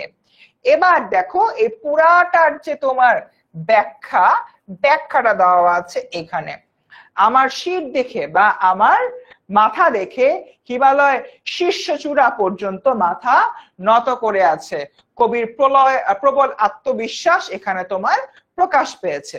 কবির প্রবল আত্মবিশ্বাস এখানে কি পেয়েছে, এখানে প্রকাশ পেয়েছে। এই জিনিসটা এখানে মূলত দেখানো হচ্ছে। ঠিক আছে, এটা নিয়ে অ্যাকচুয়ালি আমি অনেক আগে বেশ কয়েকবার কথাবার্তা বলেছি, এখানে টাইম নষ্ট না করি আমি আগাই। আচ্ছা দেখো, আমি তোমাদেরকে ব্যাখ্যা করি। আমি চিরদুর্দম, আমি বলতে এখানে কিন্তু কবি নিজেকে বোঝাচ্ছেন। আমি চিরদুর্দম, এরপরে দেখি তোমার দুর্বিনীত, বিনয় নয় শিষ্টাচারে বর্জিত, নিঃশংস মানে হচ্ছে কি নিষ্ঠুর। আমি চিরদুর্দম, আরিয়ানের এখনই মাথা ব্যথা, হাই হাই। আচ্ছা, আমি চিরদুর্দম, কবি বলছেন আমায় কখনো দমন করা যাবে না, আমি দুর্দম, আমি সামনের দিকে এগিয়ে যাব, অন্যায়ের প্রতিরোধ করব। আমরা আগেই বলছি বিদ্রোহী কবিতাটা বলা হয়েছে তোমার কিসে, তোমার অনলাইন বিদ্রোহী কবিতাটা তোমার কিসের পার্সপেক্টিভ থেকে তৈরি করা হয়েছে, অন্যায়ের বিরুদ্ধে প্রতিবাদ করার জন্য। কারণ আমরা হচ্ছে কি দেখি, যখন এখানে তোমার ইংরেজরা ছিল, ইংরেজরা যখন হলো ছিল, তারা নানান ভাবে আমাদের উপরে অন্যায় অবিচার অনাচার করছিল। এই যে নানান ভাবে তারা অন্যায় অবিচার অনাচার হলো গিয়ে করে, সেটার এগেইনস্টে বিদ্রোহ ঘোষণা করতে আমরা মূলত এই ধরনের একটা স্টেপস হলো গিয়ে নিয়েছিলাম। আমি চিরদুর্দম, এরপর দেখি তোমার দুর্বিনীত, দুর্বিনীত মানে কি বিনয়ী নয় শিষ্টাচার বর্জিত এরকম। ঠিক আছে, অর্থাৎ আমার মধ্যে হচ্ছে কোনো বিনয় ভাব নাই। আমি কেন বিনয়, কাদের সাথে বিনয় ভাব প্রকাশ করি না, যারা অন্যায় করে। তুমি আমার সাথে অন্যায় করছো না, আমি তোমার সাথে ভদ্র ব্যবহার করবো, সস্তা পাইছো। নজরুলের অ্যাকচুয়ালি এই টাইপের একটা মন মানসিকতা ছিল, তাই বলেছেন তিনি হচ্ছে বিনয় নন শিষ্টাচার বর্জিত। এরপর বলতেছেন নিঃশংস, কই বলতেছেন তুমি ভাই আমার সাথে অন্যায় করে ফাটায় ফেলছো, তুমি আমাকে হচ্ছে গিয়ে একদমই বোকা বানায় ফেলতেছো অন্যায় আবদার করে, তুমি আমাকে অত্যাচার করতেছো, নির্যাতন করতেছো, তাহলে তো ভাই আমি তোমার সাথে ভালো ব্যবহার করবো না, আমি নৃশংস হয়ে যাব এবং তোমাকে একদম ধ্বংস করে দেব। এটাই বলতেছে। মহাপ্রলয় আমি নটরাজ, আমি সাইক্লোন, আমি ধ্বংস। নটরাজ যে মহাপ্রলয় নৃত্য করে সেই জায়গা থেকে এটা বলা হয়েছে, আমি সাইক্লোন, আমি ধ্বংস, অর্থাৎ আমি হচ্ছে তোমার অনেক সাইক্লোন হচ্ছে করবো, ধ্বংসযজ্ঞ চালাবো। কই বলতেছেন যে সৃষ্টি ধ্বংসকাল হচ্ছে বেসিক্যালি আমার মহাপ্রলয়। আর নটরাজ তো শিবের আরেক নাম, এটা আমরা বলছি। আর পুরোটা সেন্টেন্সে বোঝানো হচ্ছে যে মহাদেব শিব গদাসুর ও কালাসুরকে নিধন করে। আচ্ছা, এখানে তোমার গজাসুর আর কালাসুর, ঠিক আছে, এটাকে একটু জিনিস এটা ভাগ করতে হবে। কালাসুর, কালা যোগ অসুর, কালা যোগ অসুর, অসুর মানে হচ্ছে তোমার রাক্ষস খোকস এরকম, রাক্ষস যেটা রয়েছে এটাকে বলা হচ্ছে।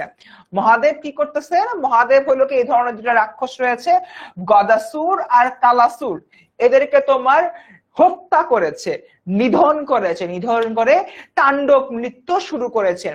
এই যে তোমার তাণ্ডব হলো গিয়ে নৃত্য শুরু করেছেন, সেই জায়গা থেকে যদি হলো গিয়ে আমি চিন্তা করি, কবি হলো গিয়ে বলতেছেন পৃথিবী শান্তি প্রতিষ্ঠা করতে আমি মহাদেবের মতো এই ধরনের প্রলয় নৃত্য শুরু করব, প্রলয় নৃত্য শুরু করে যাবতীয় অন্যায় এবং অপশক্তি, যাবতীয় অন্যায় ও অপশক্তি ধ্বংস করে সামনের দিকে এগিয়ে যাব।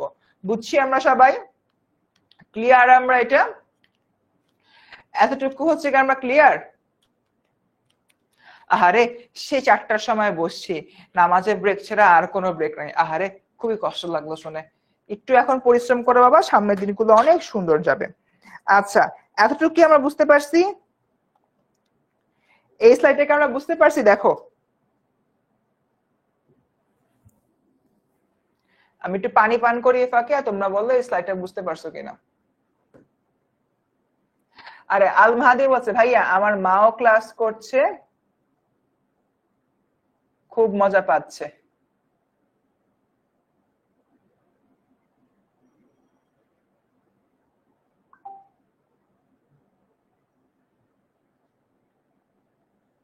ওকে ডান।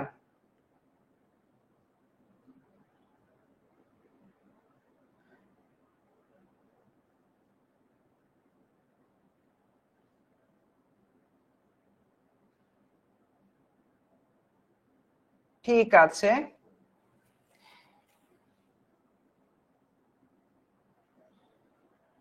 আচ্ছা, ভেরি গুড। এবার তাহলে হচ্ছে শর্ট করে অল টোটাল এই পুরাটা স্লাইডে কবি একটা কথাই বলতেছেন, আমি অন্যায়ের এগেইনস্টে চিরদুর্দম, আমাকে দমন করা যাবে না, আমি দুর্বিনীত মানে শিষ্টাচার বর্জিত, আমি নৃশংস মানে হচ্ছে তোমার নিষ্ঠুর, আমি সাইক্লোন, আমি ধ্বংস, আমি সবকিছু অন্যায়ের এগেইনস্টে, ঠিক আছে, অন্যায়ের এগেইনস্টে সবকিছু করতেছি, দ্যাটস ইট। আগাই সামনের দিকে। এরপরে যে আমি মহাভয়, আমি অভিশাপ পৃথিবীর, আমি মহাভয়, আমি অভিশাপ পৃথিবীর। কিসের মহাভয়, কিসের অভিশাপ?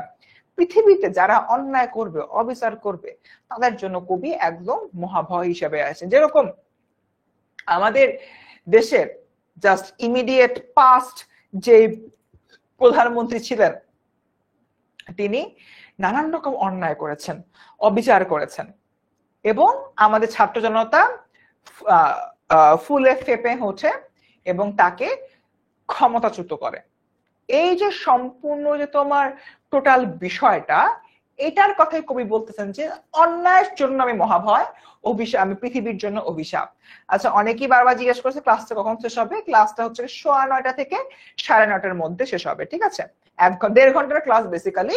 আমরা হচ্ছে তাও তোমার যদি একদম বিকাল 4টা থেকে টানা ক্লাস করতেছো, আমিও 6টা থেকে ক্লাস নিচ্ছি, তো আমরা একটু 5-10 মিনিট আগে ক্লাস শেষ করে দিব, ঠিক আছে। ওকে, আচ্ছা, জুই বলে ভাইয়া এই নজরুল এত হার্ড হার্ড ওয়ার্ড কেন ইউজ করে? আমার আবার আগামী মঙ্গলবার দিন ভার্সিটিতে ক্লাস আছে, ক্লাস শেষে নজরুল কবরীকে জিজ্ঞেস করবো যে ভাই, কি জানি জিজ্ঞেস করছে, ইতু মনে হয়, ইতু জিজ্ঞেস করছে যে আপনি এরকম কঠিন কঠিন শব্দ কেন ইউজ করছে, একটু বলেন, আমাকে জানাইতে হবে।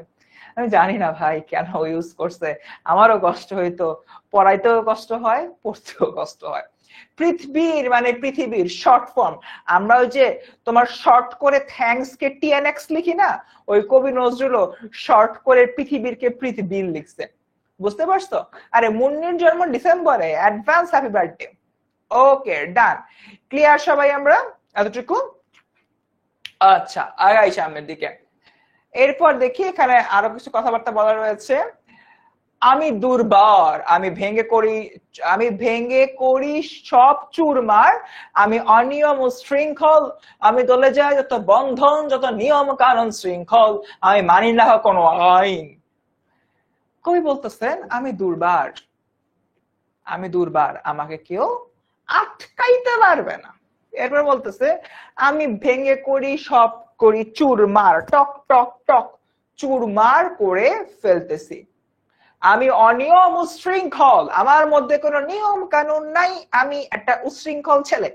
এখন উশৃঙ্খল মানে এটা না যে হলো মা বাবার সাথে খারাপ ব্যবহার করব, দিনের বেলা রাত্রেবেলা 4টার সময় ঘুমাই, দিনের বেলা 1টার সময় উঠবো, যা খুশি তাই করব, খাবার দাবার টাইম মতো খাবো না, এই উশৃঙ্খলতা না।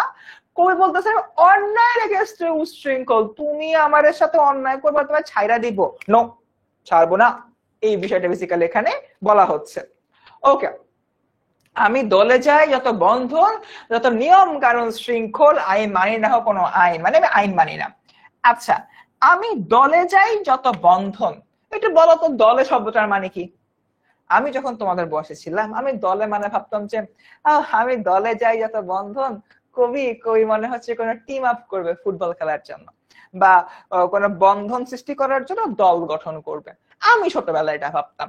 তো তোমরাও কি আমার মতো ভাবতেছো যে কবি কোন একটা বন্ধন ক্রিয়েট করতে চায় বা কোন একটা রিলেশনশিপ ক্রিয়েট করতে চায়, এই জন্য এরকম দল তৈরি করতেছে বা টিম আপ করতেছে? জানাও একটু কাইন্ডলি, একটু কাইন্ডলি জানাও, একটু কাইন্ডলি জানাও আমাকে। এখানে কমার্সের স্টুডেন্ট কি আছে? সাদিয়া জামান বল, সাদিয়া তুমি একটু বলো, আমি দলে যাই যেটা বন্ধন, দলে শব্দটার মানে কি? কই বন্ধন ক্রিয়েট করার জন্য টিম আপ করতেছে? একটু বলো না সবাই। আরে তোমরা কি নিয়ে পড়ে আছো? গ্রুপ, কবির দল মানে পাগলের দল ভাইয়া, এমনই মনে হয়, ভেঙে ফেলা। আচ্ছা, আচ্ছা, আচ্ছা, এবার তোমাদেরকে একটা ম্যাজিক দেখাই। ম্যাজিকটা হচ্ছে দলে মানে পা দিয়ে মারিয়ে ফেলা। আমি যখন প্রথমবার হচ্ছে পড়ছি আমি লেজি এটাই ভাবছি যে আচ্ছা কবি মনে করো টিম বানাইতে চাইছি, সব টিম বানায় যে যারা কবির মতো এরকম তোমার দুর্নিবার টাইপের মানুষ তারা হচ্ছে কি একসাথে অন্যায়কে ধ্বংস করবে। আমি ভাবছি এইটা। এরপরে শব্দার্থ পত্রিকা দেখে যে দলে মানে তো আরেক জিনিস, দলে দিয়ে কবি কি বুঝায়, দলে দিয়ে কবি বুঝায় পা দিয়ে মারিয়ে ফেলা। ঠিক আছে, যে এইভাবে সাপোজ এটা আমার একটা পা, এটা আমার আরেকটা পা, বা এটা হচ্ছে মাটি, মাটির উপরে কি আছে, মাটির উপরে কি রাখবো কি রাখবো কি রাখবো, আচ্ছা কলমটাই রাখি যদিও আমি ব্যথা পাবো। টিস্যু নাই কোন, এখানে টিস্যু আছে একটা, ধরো একটা টিস্যুকে মারিয়ে ফেলি আমরা। দেখো এই যে তোমার হলো গিয়ে একটা টিস্যুর টুকরা, এই টিস্যুটা হইলো গিয়ে এখানে তোমার আছে, এই হলো গিয়ে আরেকটা পা, এইভাবে দিয়ে একদম মারিয়ে ফেলে শেষ, এভাবে হচ্ছে ফেলে দিলাম। কবি বলতেছেন যে যাবতীয় যত অন্যায় আছে, অন্যায়কে আমি এরকম মারিয়ে ফেলবো, এরকম টিস্যুটাকে যেমন করলাম এটাই মারিয়ে মারিয়ে, মানে যে টিস্যুটাকে দেখো, টিস্যুটা যেভাবে ছিল, টিস্যুটা এরকম ছিল না, এটাকে একদম এইভাবে শেষ করে ফেললাম, এটাই হচ্ছে তোমার মারিয়ে ফেলা। ওকে ডান। সো এত ভিজুয়াল রিপ্রেজেন্টেশন দেখা দিলাম, মারিয়ে মানে কি, বেচারা টিস্যু লাভি হলো, কষ্ট পাইছে। সো দেখো এখানে তোমার নিয়ম শৃঙ্খল মানে হচ্ছে আইন, কবিকে সহজে প্রতিরোধ করা যায় না, ইত্যাদি ইত্যাদি। এরপর আসি, আমি ভরা তরি করি ভরা ডুবি, আমি টর্পেডো আমি ভীম ভাসমান মাইন। কবি যদি বেঁচে থাকতাম কবিকে জিজ্ঞেস করতাম যে ভাই আপনি ভীম হয়েছেন ভালো কথা, ভাসমান মাইন হওয়ার কি দরকার ছিল? এখন ভাসমান মাইন মানে কি, এই শব্দটার মানে কি, শব্দটার মানে খুব easy, easy PG lemon squeegee. যেটা হচ্ছে পানিতে ল্যান্ড মাইন রাখা যায়। এখন মাটিতে না হলে ল্যান্ড মাইন পুঁতে পুঁতে টুতে রাখা যায়, ওটার উপরে পাড়া পড়লে শেষ, তুমি মরছো। পানিতে দেখা যায় যে তোমার পানিতে হলো গিয়ে মাইন গুলা, সে ধরো তোমার এটা হলো গিয়ে পানির ভিতরে, আমা কি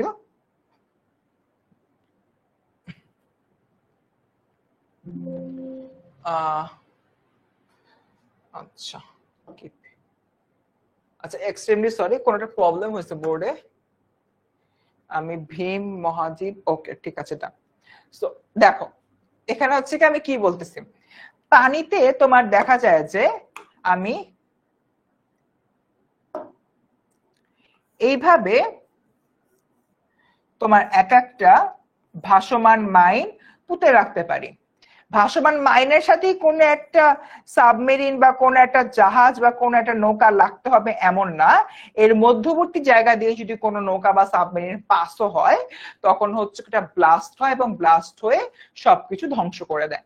ঠিক আছে, তো এরকম একটা জায়গা থেকে বলা হচ্ছে কবি ভাসমান মাইন, মানে কবির চারপাশ থেকে কোনো অন্যায়কারী আসলেই কবির টকাশ টকাশ টকাশ করে ওদেরকে ফালাই দিবে, একদম ওরে এক্সাইট করে ফেলবে। গেল, এরপর দেখি আমি ভরাতরি করি ভরা ডুবি। ভরাতরি মানে কি, ভরাতরি মানে হচ্ছে তোমার নৌকা, নৌকাকে কবি ডুবায় ফেলে। আমি টর্পেডো আমি ভীম ভাসমান মাইন। আমি টর্পেডো বলতে কবি এখানে কি বুঝানো হচ্ছে, কি বুঝাচ্ছেন, টর্পেডো মানে হলো গিয়ে তোমার ওই যে বুঝাইছে যেটা সাবমেরিন থেকে যে তোমার গোলা ছড়া হয় সেই গোলা। ওকে দেখি, টর্পেডো মানে ডুবোজাহাজ নিক্ষেপযোগ্য এক ধরনের ইয়া, ভীম তো আমরা হলো গিয়ে জানলামই। তারপর হচ্ছে ভাসমান মাইন, স্থল বা জলের তলা সমুদ্রের উপরে ভাসমান যে বিস্ফোরক, সেই ভাসমান বিস্ফোরকের কথাই বেসিক্যালি এখানে বলা হচ্ছে। এরপর দেখো আমি ধূর্যটি আমি এলোকেছে ঝড় অকাল বৈশাখী। সো ধূর্যটি কি আমি এখানে দেখাই দিচ্ছি অলরেডি আগে, এলোকেশে মানে কি তোমার যার চুল বা কেশ এলানো ইত্যাদি ইত্যাদি বিষয় এখানে মূলত বলা হচ্ছে। ঠিক আছে ডান। সো গেল, এরপরে আসি হলো যে আমরা পরবর্তী পার্টে। আচ্ছা স্টুডেন্টস, এতক্ষণ ধরে যা পড়াইছি সবকিছু কি আমরা বুঝতে পারছি? এতক্ষণ ধরে যা পড়াই সবকিছু বুঝতে পারছি? আর তোমাদের কি বোর্ডে লেখা পড়তে কোনো সমস্যা হচ্ছে? একটু কাইন্ডলি জানাও তো। এই যে মাহি উগান্ডা থেকে যে আসছো, একটু জানাও তো বোর্ডের লেখা পড়তে কোনো সমস্যা হচ্ছে? ভাসমান মাইন্ডটা আরেকবার বুঝান, ইসরাত বলতেছো। ভাসমান মাইন্ড মানে তোমার হচ্ছে পানিতেও তুমি মাইন ছাড়তে পারো। ঠিক আছে, পানিতেও তুমি মাইন ছাড়তে পারো, সেই মাইনটা অ্যাকচুয়ালি তোমার ভেসে থাকবে। ওটাই হচ্ছে কি তোমার ভাসমান মাইন্ড। That's it. এতক্ষণ যা পড়াইছি সব কি বুঝতে পারছি আমরা বাচ্চারা? আমরা কিন্তু মোটামুটি অনেকখানি পড়ে ফেলছি, মানে প্রায় বেশ ভালোই পড়ে ফেলছি, মানে মূল কবিতাটার প্রায় 50% মতো কিন্তু আমাদের শেষ। আচ্ছা, ক্লিয়ার দেখা যায় তো না? ওকে। না, আমার সাডেনলি মনে হলো আমার সামনে একটা স্ক্রিন আছে, তো আমি একটু ঝাপসা দেখতেছিলাম, তাই ভাবলাম যে তোমরা কোনো হলো মানে দেখতে প্রবলেম হচ্ছে কিনা। ঠিক আছে, ডান। ওকে, সো এরপরে হচ্ছে দেখি পরবর্তী পার্টটাতে যদি আসি। আচ্ছা, পরবর্তী পার্টে যাওয়ার আগে আসো, অনেকক্ষণ ধরে পড়ালাম তোমাদেরকে, একটু তোমাদের সাথে 1-2 মিনিট গল্প করি। তোমাদের তো মোস্ট অফ 13 তারিখ নাগাদ পরীক্ষার রেজাল্ট দিয়ে দিবে। সো মানে হোয়াট আর ইউ ফিলিং এই টাইমটাতে? তোমরা আসলে কি ফিল করতেছো, বা তোমাদের হচ্ছে কি তোমার ভরা তরি মানে যে নদী, যে নৌকা, তরি মানে নৌকা, নৌকা যেটা ভরে আছে, এই এই টাইমে অ্যাকচুয়ালি তোমাদের কি ফিল হচ্ছে? সামনে রেজাল্ট দিবে, বা তোমাদের মনে এই মুহূর্তে মানে কি টাইপের প্রশ্ন থাকে? একটু কয়েকটা প্রশ্ন যদি থাকে তোমরা হলো আমাকে জানাতে পারো। এখন এই তোমাদের সাথে 5 মিনিট একটু এই একটা কথাবার্তা বলবো। আচ্ছা, এশা বলতেছো এই কবিতা আবার পড়ানো হবে কিনা? হ্যাঁ এশা, পেইড ব্যাচে আবার পড়ানো হবে, ফ্রিতে আর পড়ানো হবে না, পেইড ব্যাচে আর পড়ানো হবে। ওকে, থ্যাংক ইউ সো মাচ আরিবা, খুব ভালো লাগছে যে তুমি এই কথাটা বললা। ওকে, ঠিক আছে। ফিলিং নার্ভাস, হৃদয় বলতেছো my feel is well, Sajid বলতেছো I am feeling all kinds of pressure. ভাইয়া কষ্ট, মনে বড় কষ্ট, মন বসে না পড়ার টেবিলে, ভাই আমার ঘুম আসে না। আচ্ছা, আমি ভয় ভীত। আচ্ছা, কি জানি তুমি তার নটরাজ হয়ে যাও, নার্ভাস ভাইয়া। লামিয়া ভয় পাইছে। ওয়াকিল বলে একটু ভয় লাগছে। এই এসব কি কথাবার্তা বলো, আস্তাগফিরুল্লাহ, কলিজা ফাইটে যাইতেছে। ভাইয়া দোয়া করবেন। আমার কাছে মনে হয় তোমাদের, আচ্ছা তোমার যে ফ্রি গ্রুপটা আছে এইচএসসি 27 স্টার স্টুডেন্টস এমএস, এই গ্রুপে আমি যদি একটা মানে 5 তারিখে রাত্রেবেলা 10টার সময় একটা ফ্রি ক্লাস না, তোমরা হচ্ছে কি আসবা আমার সাথে দুঃখ শেয়ার করতে, আমার সাথে হচ্ছে কি তোমার দুঃখ শেয়ার করতে আসবা, যে হলো ভাইয়া আমার এমন লাগতেছে অমন লাগতেছে, আসবা। যদি হচ্ছে গিয়ে 5 তারিখ রাত 10টায় তোমাদের জন্য একটা লাইভ ক্লাসের আয়োজন করি, আসো তোমরা। বলো না, বলো না দ্রুত, আসবা কিনা? 5 তারিখ রাত 10টা আসবা। একটা হলো এরকম লাইভ দিব, তোমরা আসবা, আর এসে বলবো যে ভাইয়া ভালো লাগতেছে না, ভাইয়া কি করবো ভাই, এই যে এখন যে কথাবার্তা গুলা বলতেছো ওগুলা তখন আমরা নিজেদের মতো হচ্ছে হলো গিয়ে কথাবার্তা বলবো। তুমি হচ্ছে গিয়ে আমাকে কিছু কথা বললা, আমি তোমাকে কিছু কথাবার্তা বললাম। আচ্ছা, কেমন হয় জিনিসটা, মানে জাস্ট মানে হ্যাঁ ভাইয়া রাজি, পরে দেখলাম যে আমি একা বসে আছি, হয়ে না তো বিষয়টা। আচ্ছা, যেহেতু রেজাল্টের বেশি টাইম নাই, আমি ভাবতেছি এরকম একটা কাজ করা যায় কিনা। আচ্ছা, রাজি তাহলে। ওকে, তাহলে মোটামুটি শিওর থাকো 5 তারিখ রাত 10টায় তোমাদের হচ্ছে কি বলে আমাদের যে এইচএসসি 27 স্টার স্টুডেন্টস ডেনামের যে গ্রুপটা রয়েছে, এই গ্রুপটা একটা লাইভ নিয়ে আসবো, ঠিক আছে? 5 তারিখ রাত 10টায়। ওকে, এবার তোমরা তো অনেকক্ষণ বেশ কিছু কথাবার্তা হলো গিয়ে বললাম, আমি তোমাদের কথাবার্তা গুলো পড়লাম। সেটা হচ্ছে আমার যখন হলো এসএসসি পরীক্ষা দেওয়ার পরে আমি একটু ব্যাকগ্রাউন্ড বলি। আমার আমার ক্লাস 1 থেকে ক্লাস 9 পর্যন্ত রোল কখনো 1 থেকে 10-এর বাইরে যায়নি। ক্লাস 1 থেকে ক্লাস 9 আউটস্ট্যান্ডিং ওয়েতে আমি এই জিনিসটা মেনটেন করছি। আমার রোলটা কখনো 1 থেকে 10-এর বাইরে যায়নি। তো বলতে পারো যে মোটামুটি ভালো স্টুডেন্টের কাতারেই পড়ি। তার উপরে তোমরা যারা ঢাকায় থাকো অনেকে হয়তো আইডিয়াল স্কুল অ্যান্ড কলেজের নাম শুনছো। অনেক গার্জিয়ানই আইডিয়াল স্কুল অ্যান্ড কলেজে বাচ্চাদেরকে পড়াইতে চায়। আমার আব্বা আম্মা চাইছে, তারা সাকসেসফুল হয়েছে। এবং আইডিয়াল স্কুল অ্যান্ড কলেজে ভর্তি পরীক্ষায় আমি সম্মিলিত মেধা তালিকায় 2য় স্থান অধিকার করছিলাম। সো এই হলো গিয়ে টোটাল হলো গিয়ে অবস্থা, ঠিক আছে? এখন ব্যাপারটা হচ্ছে আইডিয়াল থেকে এসএসসি দিতে গেছি। ক্লাস 10-এ যখন আমি উঠি, for the very first time আমার রোল 10-এর বাইরে যায়, এবং শুধু 10-এর বাইরে না, আমার রোল 20-এর বাইরে যে রোল হয়ে যায় 23। আমার তো ভাই হাই হাই ইজ্জত কা ফালুদা, এই অবস্থা কেন? ক্লাস 10-এ এটা হয়েছে। ক্লাস 1 থেকে 9 ভাই আমার রোল 1 থেকে 10-এর মধ্যে আছে। আমি আমার আমি আমার সেকশনে কখনো আমি মানে টপ 10 এর বাইরে যাই নাই, এন্টায়ারলি ফুল আইডিয়াল স্কুলের মধ্যে কখনোই 500-র বাইরে যাই নাই, মানে বিশাল একটা হচ্ছে তোমার ব্যাপার স্যাপার। তো ক্লাস 10-এ ভাইয়ার রোল কত হইলো? ভাইয়ার রোল হয়ে গেল 23। তো ভাইয়া তো অনেক স্যাড, মানে পুরাটা বছর আমার অনেক স্যাডেস্ট ওয়ের মধ্যে দিয়ে গেছে। এখন আমি কেন হচ্ছে কি তোমার 5 তারিখ কোনো কারণ নেই, মনে হইলো কালকে শুক্রবার, শুক্রবারে আমি একটু চিল টিল করবো, চিল করে 5 তারিখে নিবো, এটাই আর কি। ওকে ঠিক আছে, 5 তারিখে আমরা মিলাপ পড়াবো না হয় লাইভে, নো প্যারা, ডু ফুর্তি। তো রোল 23 হয়ে গেল আমার। তো পুরাটা বছর না আমার অনেক হচ্ছে গিয়ে খুব কষ্টের মধ্যে দিয়ে গেছে, আমার এই রিয়েলাইজেশনের মধ্যে গেছে 23 কেন। আর আইডিয়াল করে বাজে সিস্টেম ছিল, রেজাল্টের উপর ভিত্তি করে সেকশন আলাদা করতো। তো আমি পড়ছিলাম ছেলেদের 3 নাম্বার সেকশনে। আমাকে একদিন এক স্যার হচ্ছে কি সমাজ পড়াইতো, স্যার আমাকে দেখে যে আমি ছেলেদের সেকশন 3-এ বসে আছি, স্যার আমাকে দেখছে। এরপর ওই স্যারের কাছে আমি কোচিং এ করতাম, কোচিং এ গেছি, স্যার বলে তুমি ছেলেদের সেকশন 3-এ কেন, তোমার তো সেকশন 1-এ থাকার কথা। আমি বললাম স্যার জানি না স্যার, আমার কেন জীবন এমন হইলো, এই হইলো গিয়ে অবস্থা। এইবার না আমাকে বাসা থেকে বকা দেয়নি, কেন জানি আমি জানি না। এবার আমি বলি আমার রোল 23 কেন গেছিল। তার কারণ হচ্ছে আমি ছোটবেলা থেকে ডিবেট করতাম, 5 থেকে ডিবেট করি। তো 8-9 এর ধুমায় ডিবেট করছি, এত ডিবেট করছি, করার কারণে তারা যেটা হয়েছে 9-এ আমার পড়াশোনা করি নেই অ্যাকচুয়ালি। সো এটার ফল হিসাবে আমি ক্লাস 10-এ এসে রোল 23 হয়ে গেছে। তো আব্বু আম্মু জানতো যে আমার রোল 23 হওয়ার পিছনে রিজনিংটা কি, রিজনিং এর কারণে আমার কোনো বকাঝকা দেয় না, এখানে তারা খুবই মন খারাপ করতো। ওকে, সো এরপরে হচ্ছে গিয়ে আমার রেজাল্টের সময় আসলো, পরীক্ষার টাইমে আসলো। এবং পয়েন্ট টু বি নোটেড, আমার কিন্তু যখন আমি প্রি টেস্ট পরীক্ষা দিই, প্রি টেস্ট পরীক্ষায় আমি হায়ার ম্যাথে ফেল করছিলাম। আমি এটা এখন সব জায়গায় প্রাউডলি না, আমি ক্লিয়ারলি এন্ড ফ্র্যাঙ্কলি কথাটা বলি, হায়ার ম্যাথে ফেল করছিলাম এবং ফর মোস্ট প্রবাবলি 2 or 3 মার্কসের জন্য। তো এরপরে সমস্যা নেই, যেহেতু এক সাবজেক্টে আমার ক্রস ছিল, জাস্ট হলো মানে স্কুলে হলো কিছু বলে নাই, 3 সাবজেক্টের উপরে ফেল করলে স্কুল ঝামেলা করে। তো পরে হচ্ছে কি টেস্ট পরীক্ষা দিলাম, টেস্ট পরীক্ষায় আলহামদুলিল্লাহ অল ইনক্লুসিভ পাস টাস করে ফেলছি, একদম লাইভ জিঙ্গাওয়ালা। তারপরে স্কুলের মডেল টেস্ট গুলো মোটামুটি ভালো রেজাল্ট করছি।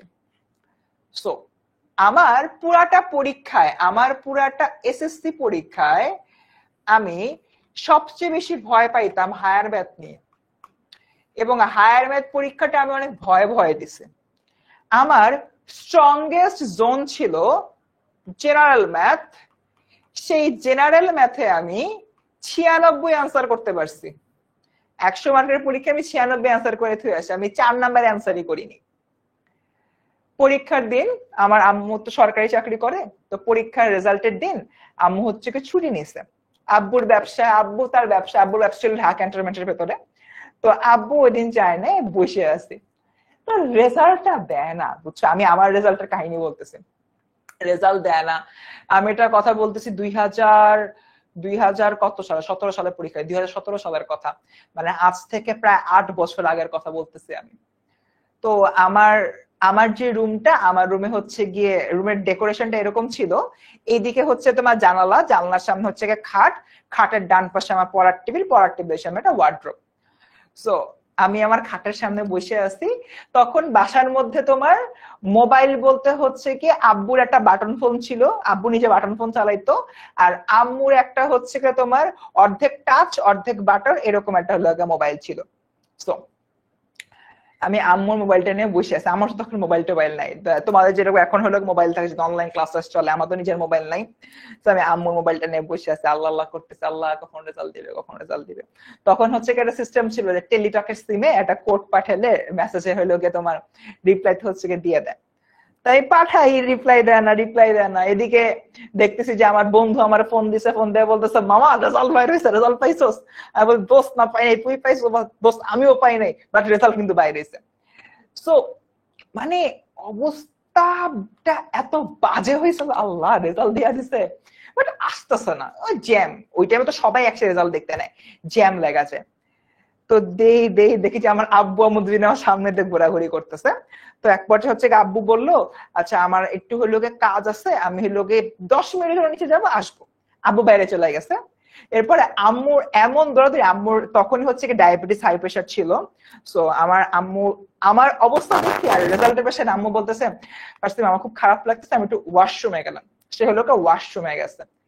এমন একটা মোমেন্ট, আমার বাপও বাসায় নাই, আমার মা আমার পাশে নাই। ক্লাস 10-এ পড়ি, তোমাদের মধ্যে তো বয়স, ছোট মানুষই তো। তো দিতেছি মেসেজ পাঠাইতেছি, টেলিটকের বাচ্চা টেলিটক রিপ্লাই দেয় না। সাডেনলি পটাশ করে একটা মেসেজ আসলো, টুং। দেখি যে টেলিটক। এইভাবে ইয়া করলাম, ঢুকলাম, দেখি যে পাশাপাশি ঘিজিবিজি করে লেখা। দেখি যে বাংলায় A+, ইংরেজিতে A+, বিজিএস A+, ইসলামিক স্টাডিজে A+, ফিজিক্সে A+, কেমিস্ট্রিতে A+, হায়ার ম্যাথে A+, বায়োলজিতে A+, আইসিটিতে A+। আমি জাস্ট এমনে একটা লোকে চিৎকার দিয়ে আম্মুকে ডাকলাম, আম্মু ওয়াশরুম থেকে বের হয়েছে, আম্মু গোল্ডেন। দ্যাট মিনস গোল্ডেন পেয়ে গেছি। তো তখনও হলো রেজাল্ট কার্ডটা বাইর হয় না, মানে নাম্বারটা তখনও বের হয় না। সবগুলাতে গোল্ডেন A+ পাইছি, গোল্ডেন পাইছি, লাইভ জিঙ্গালালা। আব্বুরে ফোন দিলাম, আব্বুকে বললাম যে আব্বু বলতেছে যে ফারসিন এখন মনে হয় পাবা। তখন আব্বু পেয়ে গেছি গোল্ডেন। তো ঠিক আছে, আব্বু হইলো গিয়ে আসছে, আম্মু আসে, তো খুব ভালো লাগলো। দেন হচ্ছে বের হইলাম, স্কুলে যাব। মানে আমার প্ল্যান ছিল যে গোল্ডেন টোল্ডেন না পাই আমি স্কুলে যাবো না, স্কুলে যাই নিজের চেহারা ক্ষমা দেখাবো না। আমি আব্বুরে বললাম যে আব্বু আর ঘন্টা খানেকের মধ্যে তোমার হচ্ছে গিয়ে কি বলে নাম্বার বের হবে। সো এই number, roll number, registration number. তখন তো বাসায় আমার ল্যাপটপ কম্পিউটার কিছুই নেই। তুমি হলো গিয়ে সাইবার ক্যাফে থেকে ইয়া করো, কি বলে আমার রেজাল্ট হলে বাইর করে আনো, ঠিক আছে? তো আম্মু তো খুব খুশি, আম্মু আমাকে অনেক আদর করতেছে, আব্বু আমাকে অনেক আদর করতেছে। গেলাম এরপর স্কুলে গিয়ে স্যাররা বলে স্যার গোল্ডেন পাইছি, গোল্ডেন পাইছি। এই অবস্থা। যে স্যার আমার বলছিল যে রোল 23 দেখা, তুমি ছেলেদের সেকশন নাম্বার 3 এই অবস্থা কেন, ওই স্যারকে বল স্যার গোল্ডেন পাইছি, স্যার গোল্ডেন পাইছি। ইয়াস ইয়াস, মানে বিশাল মানে মজার ব্যাপার। আমি রেজাল্ট হাতে পাইছি বেলা 12:30টায়। স্কুলে গেছি আমি 1:15টায়। 2:30টার সময় আব্বু আমাকে ফোন দিছে। তখন হচ্ছে কি মানে আমাদের বাসায় আরেকটা হলো কি তোমার বাটন ফোন ছিল, ওই বাটন ফোনটা আম্মু আমাকে দিছে, দিয়ে বলছে এই বাটন ফোনটা নাও, নিয়ে স্কুলে যাও, কিছু লাগলে তোমাকে হলো কি ফোন দিব। ওকে, ওই বাটন ফোন নিয়ে স্কুলে গেছি, আমার তো নিজের ফোন নাই।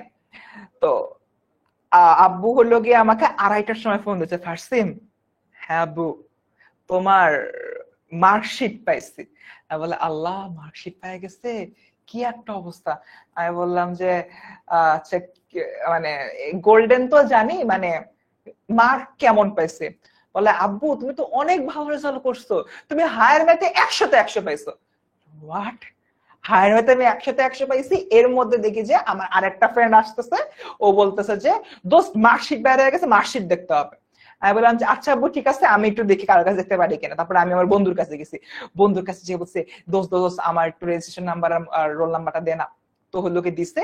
তারপর হলো গিয়ে আমি দেখি বাংলায় 162, ইংরেজিতে 170, জেনারেল ম্যাথে 96 অ্যান্সার করছিলাম না, জেনারেল ম্যাথে আমি পাইছি 94। 96 অ্যান্সার করে জেনারেল ম্যাথে আমি 94 অ্যান্সার পাইছি। ওকে, এরপর হচ্ছে কেমিস্ট্রিতে আমার এখন মনে আছে 96, ফিজিক্সে 98, আইসিটিতে আমাদের সময় 50 ছিল, 50-এ 85 পাইছিলাম। And then comes the higher ম্যাথে 100, আর বায়োলজিতে আমি 88 পাইছিলাম।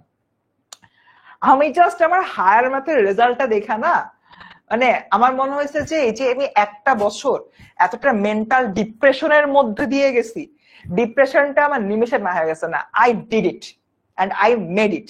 আমি হায়ার ম্যাথে ফাইনালি আমার যে এটা ইয়া ছিল, আমি যেই ছেলে প্রিটেস্টে হায়ার ম্যাথে ফেল করছি, ওই ছেলে এসএসসি তে হায়ার ম্যাথে 100 আউট অফ 100 পাইছে। মানে ওই টাইমের যে ফিলিংসটা, ওই ফিলিংসটা না সম্পূর্ণ ডিফারেন্ট টাইপের। এবার তোমাদেরকে হচ্ছে গিয়ে বলি, তোমাদের সাথে পার্টিকুলারলি এই জিনিসটাই হবে। তার কারণটা কি? তোমাদেরকে আমি পড়াইছি, শুধু আমি পড়াই নাই, তোমাদেরকে আমাদের এন্টারটেনমেন্টস এর টিচার প্যানেলের সবাই পড়াইছে, এবং এসএসসি 25 ব্যাচ, যেটা এখন এইচএসসি 27 ব্যাচ, তোমাদের উপরে আমাদের পুরা টিচার প্যানেলের না একটা ভরসার জায়গা আছে। ওরা পারবে, এই ব্যাচটা পারবে, এই ভরসার জায়গাটা আছে। এবং আমি বিশ্বাস করি এই যে তোমার ভরসার জায়গাটা, এটা তোমার হচ্ছে রাখতে পারবা। এবং তোমরা নিজেদের উপরে এই মুহূর্তে ভরসা রাখো। আর এই জিনিসটা সবসময় হচ্ছে কি মাথায় রাখো যে ভাইয়াদের আমাদের উপরে ভরসা আছে, আমরা আমাদের একদম সর্বোচ্চটা দিয়ে ট্রাই করছি। এর উপরে অ্যাকচুয়ালি যাওয়ার পসিবল না। উপরে আল্লাহ ছিল, আল্লাহ আছেন, নিচে ভাইয়ারা ছিল, ভাইয়ারা আছেন, বাকিটা আল্লাহ ভরসা। জাস্ট এতটুকু ভরসা নিজের উপরে রাখো, মহান আল্লাহ রাব্বুল আলামিনের উপরে রাখো, যারা অন্যান্য ধর্মের রয়েছে নিজ নিজ সৃষ্টিকর্তার উপরে রাখো। আর এই জিনিসটা বিশ্বাস করো, ভালো রেজাল্টটা তোমার কাছেই আসবে, কারণ তুমি কষ্ট করছো। যারা কষ্ট করে তাদের কেষ্ট মেলে। উৎকৃষ্ট প্রমাণ আমি হায়ার ম্যাথে ফেল করছিলাম প্রি টেস্টে। এরপর থেকে প্রত্যেকটা দিন আমি হায়ার ম্যাথে কাজ করছি, প্রত্যেকটা দিন রাত্রেবেলা আমি হায়ার ম্যাথের এমসিকিউ সলভ করছি আর কাঁদছি যে আমি পারতেছি না কেন, আমার দ্বারা হইতেছে না কেন, এটা কি এমন জিনিস যে আমি ফেল করছি। আমার মতো স্টুডেন্ট যে গত 9 বছরের হলো 1 থেকে 10-এর বাইরে যায়নি। সো এই জিনিসটাই at the end of the day একটাই তোমাদেরকে হলো অনুরোধ করব, নিজের উপরে ভরসা রাখো। ওকে, তোমাদের সবার জন্য অবভিয়াসলি সব সময়ের জন্য হলো গিয়ে অনেক অনেক হচ্ছে গিয়ে দোয়া থাকে, এবং এই দোয়াগুলা অলওয়েজ হলো গিয়ে তোমাদের জন্য থাকবে, ঠিক আছে? আচ্ছা, আমরা হলো গিয়ে কোথায় ছিলাম? এখানে ছিলাম। আসো আমরা আবার একটু হলো কবিতার মধ্যে হলো গিয়ে চলে যাই। সো আমি বিদ্রোহী সুত, বিশ্ববিধাত্রীর সুত বলতে আমরা কি অলরেডি হলো গিয়ে বুঝাইছি। সুত মানে হচ্ছে সুতানা, সুত মানে হচ্ছে তোমার পুত্র, ঠিক আছে? এরপর দেখি মোটামুটি হচ্ছে এতটুকু গেল। এরপরে হচ্ছে কি তোমার এখানে দেখাচ্ছে যে কবিকে অ্যাকচুয়ালি দমন করা যায় না, কারণ কবি হলো কি অনেক পাওয়ারফুল একজন মানুষ, অন্যায়ের এগেনস্টে। এই বিষয়গুলো নিয়ে কথাবার্তা হচ্ছে কি বলা হলো। ডান। সো আগাই সামনের দিকে আমরা এবার। তারপর হচ্ছে কি এখানে বলা হচ্ছে, কবি আবার হলো বলতেছেন, বলবীর চির উন্নত মমশির আমি সৃষ্টি, আমি ধ্বংস, আমি লোকালয়, আমি শ্মশান। এখানে কবির দুইটা জিনিস হলো প্রকাশ পেয়েছে। একটা হচ্ছে কবির পজিটিভ দিক, একটা হচ্ছে তোমার কবির নেগেটিভ দিক। কবি বলতেছেন আমি সৃষ্টি, আমি ভালো মানুষের জন্য সৃষ্টি, আমি লোকালয়, যারা হলো সৎ মানুষ তাদের জন্য হচ্ছে গে আমি লোকালয়। এরপরে দেখি কবি, এইগুলা হচ্ছে কবির পজিটিভ দিক। আমি ধ্বংস, আমি অন্যায়ের জন্য ধ্বংস, আমি শ্মশান, আমি অন্যায়ের জন্য শ্মশান। That's it. মোটামুটি হচ্ছে এখানে মোটামুটি যাবতীয় বিষয় বলা হচ্ছে কবির সত্তা সর্বাবস্থায় সকল জায়গায় বিরাজমান। বুঝতে পারছি আমরা সবাই? আচ্ছা, বিআই কোর্সে ক্লাস কবে থেকে শুরু হবে? সুন ক্লাস শুরু হবে। আচ্ছা, আমি তোমাদেরকে আরেকটা হচ্ছে পোল দিই এখানে।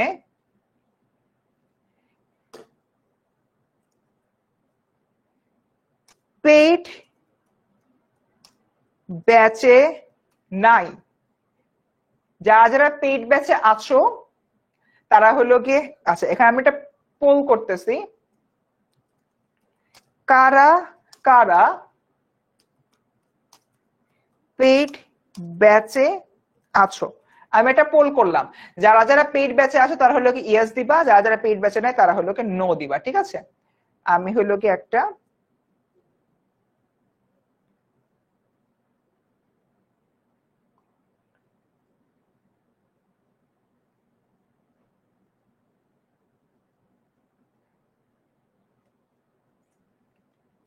পোল দিলাম, ঠিক আছে? একটু কাইন্ডলি তোমরা একটু কমেন্টে মানে পোলে একটু ভোট দিয়ে জানায় দাও, ঠিক আছে?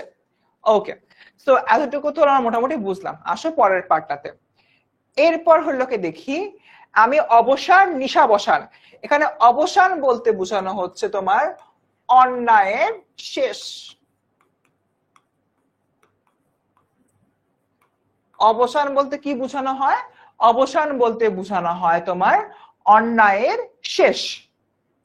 নিশাবসান, নিশাবসান বলতে কি বোঝানো হয়?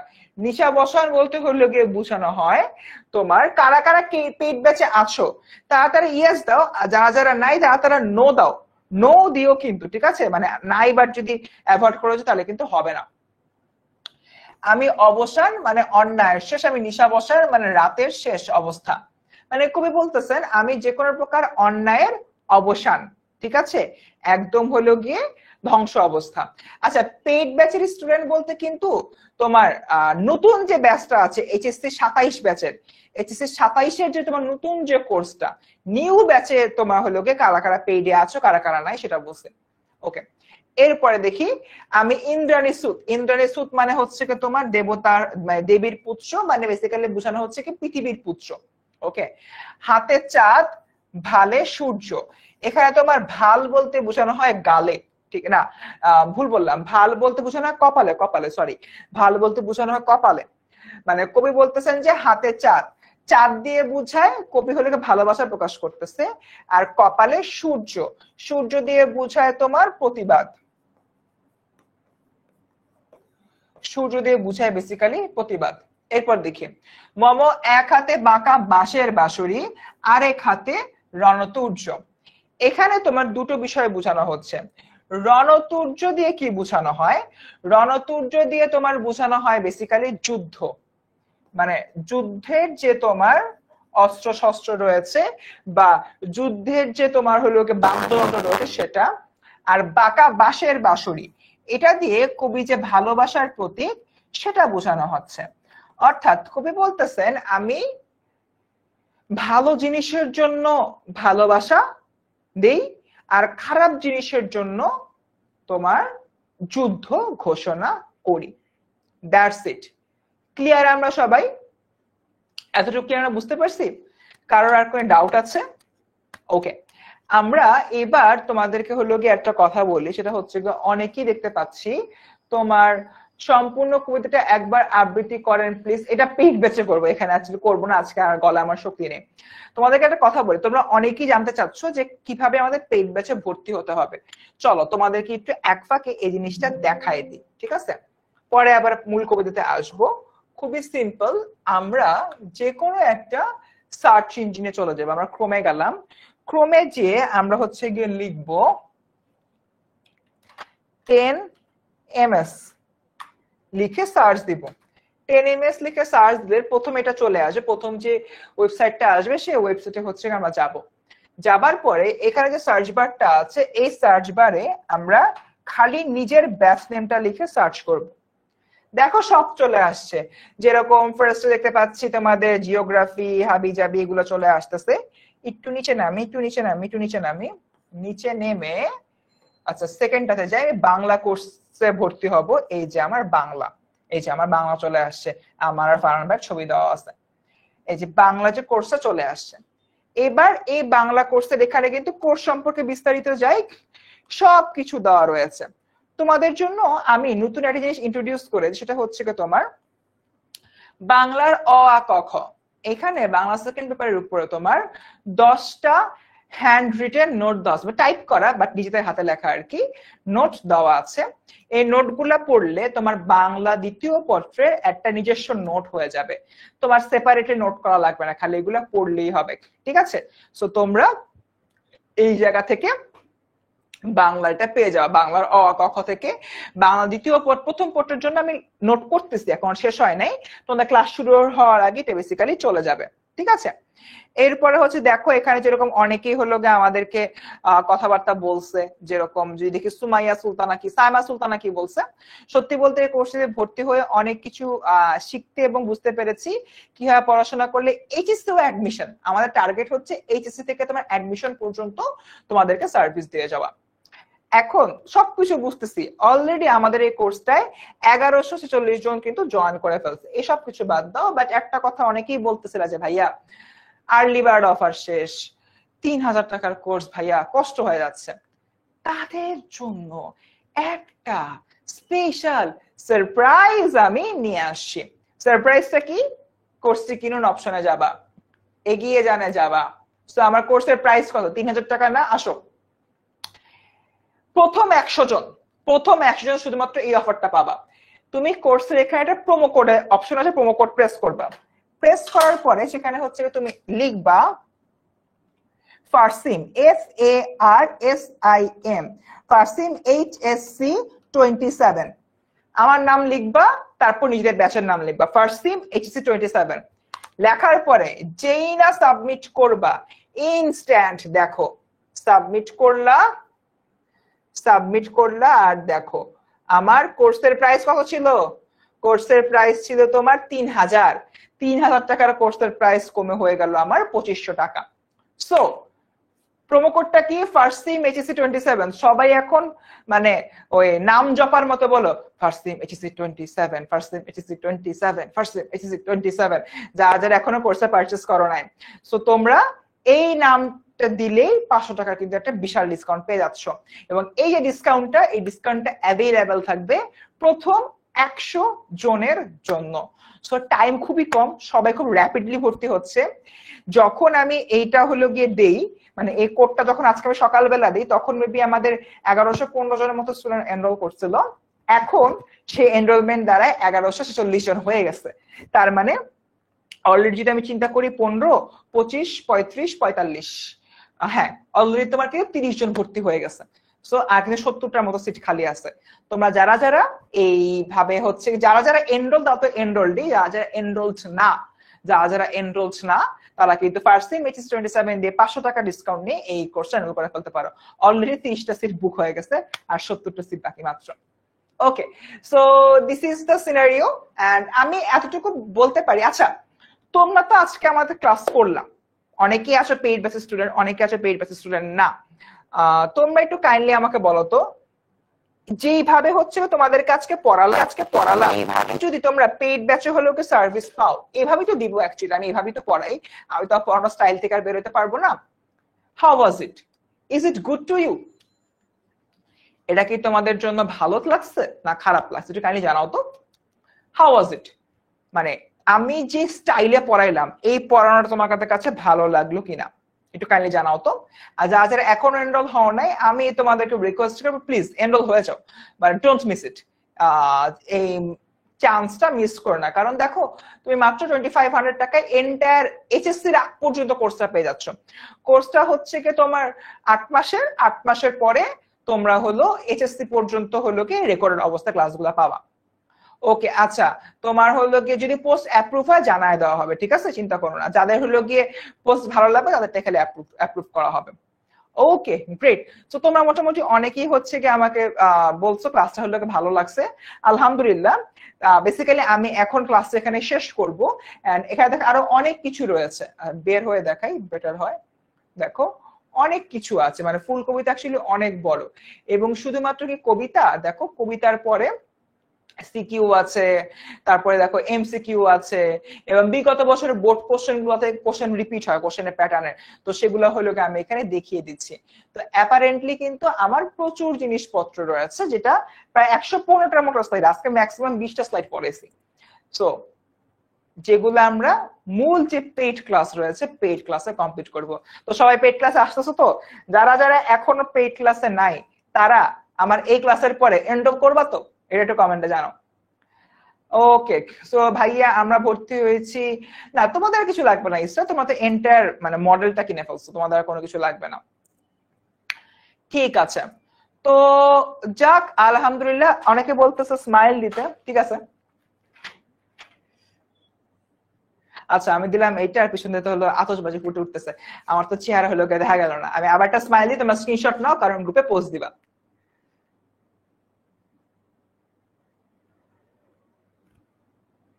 ওকে, আই গেস তোমরা স্ক্রিনশট নিয়ে ফেলেছো।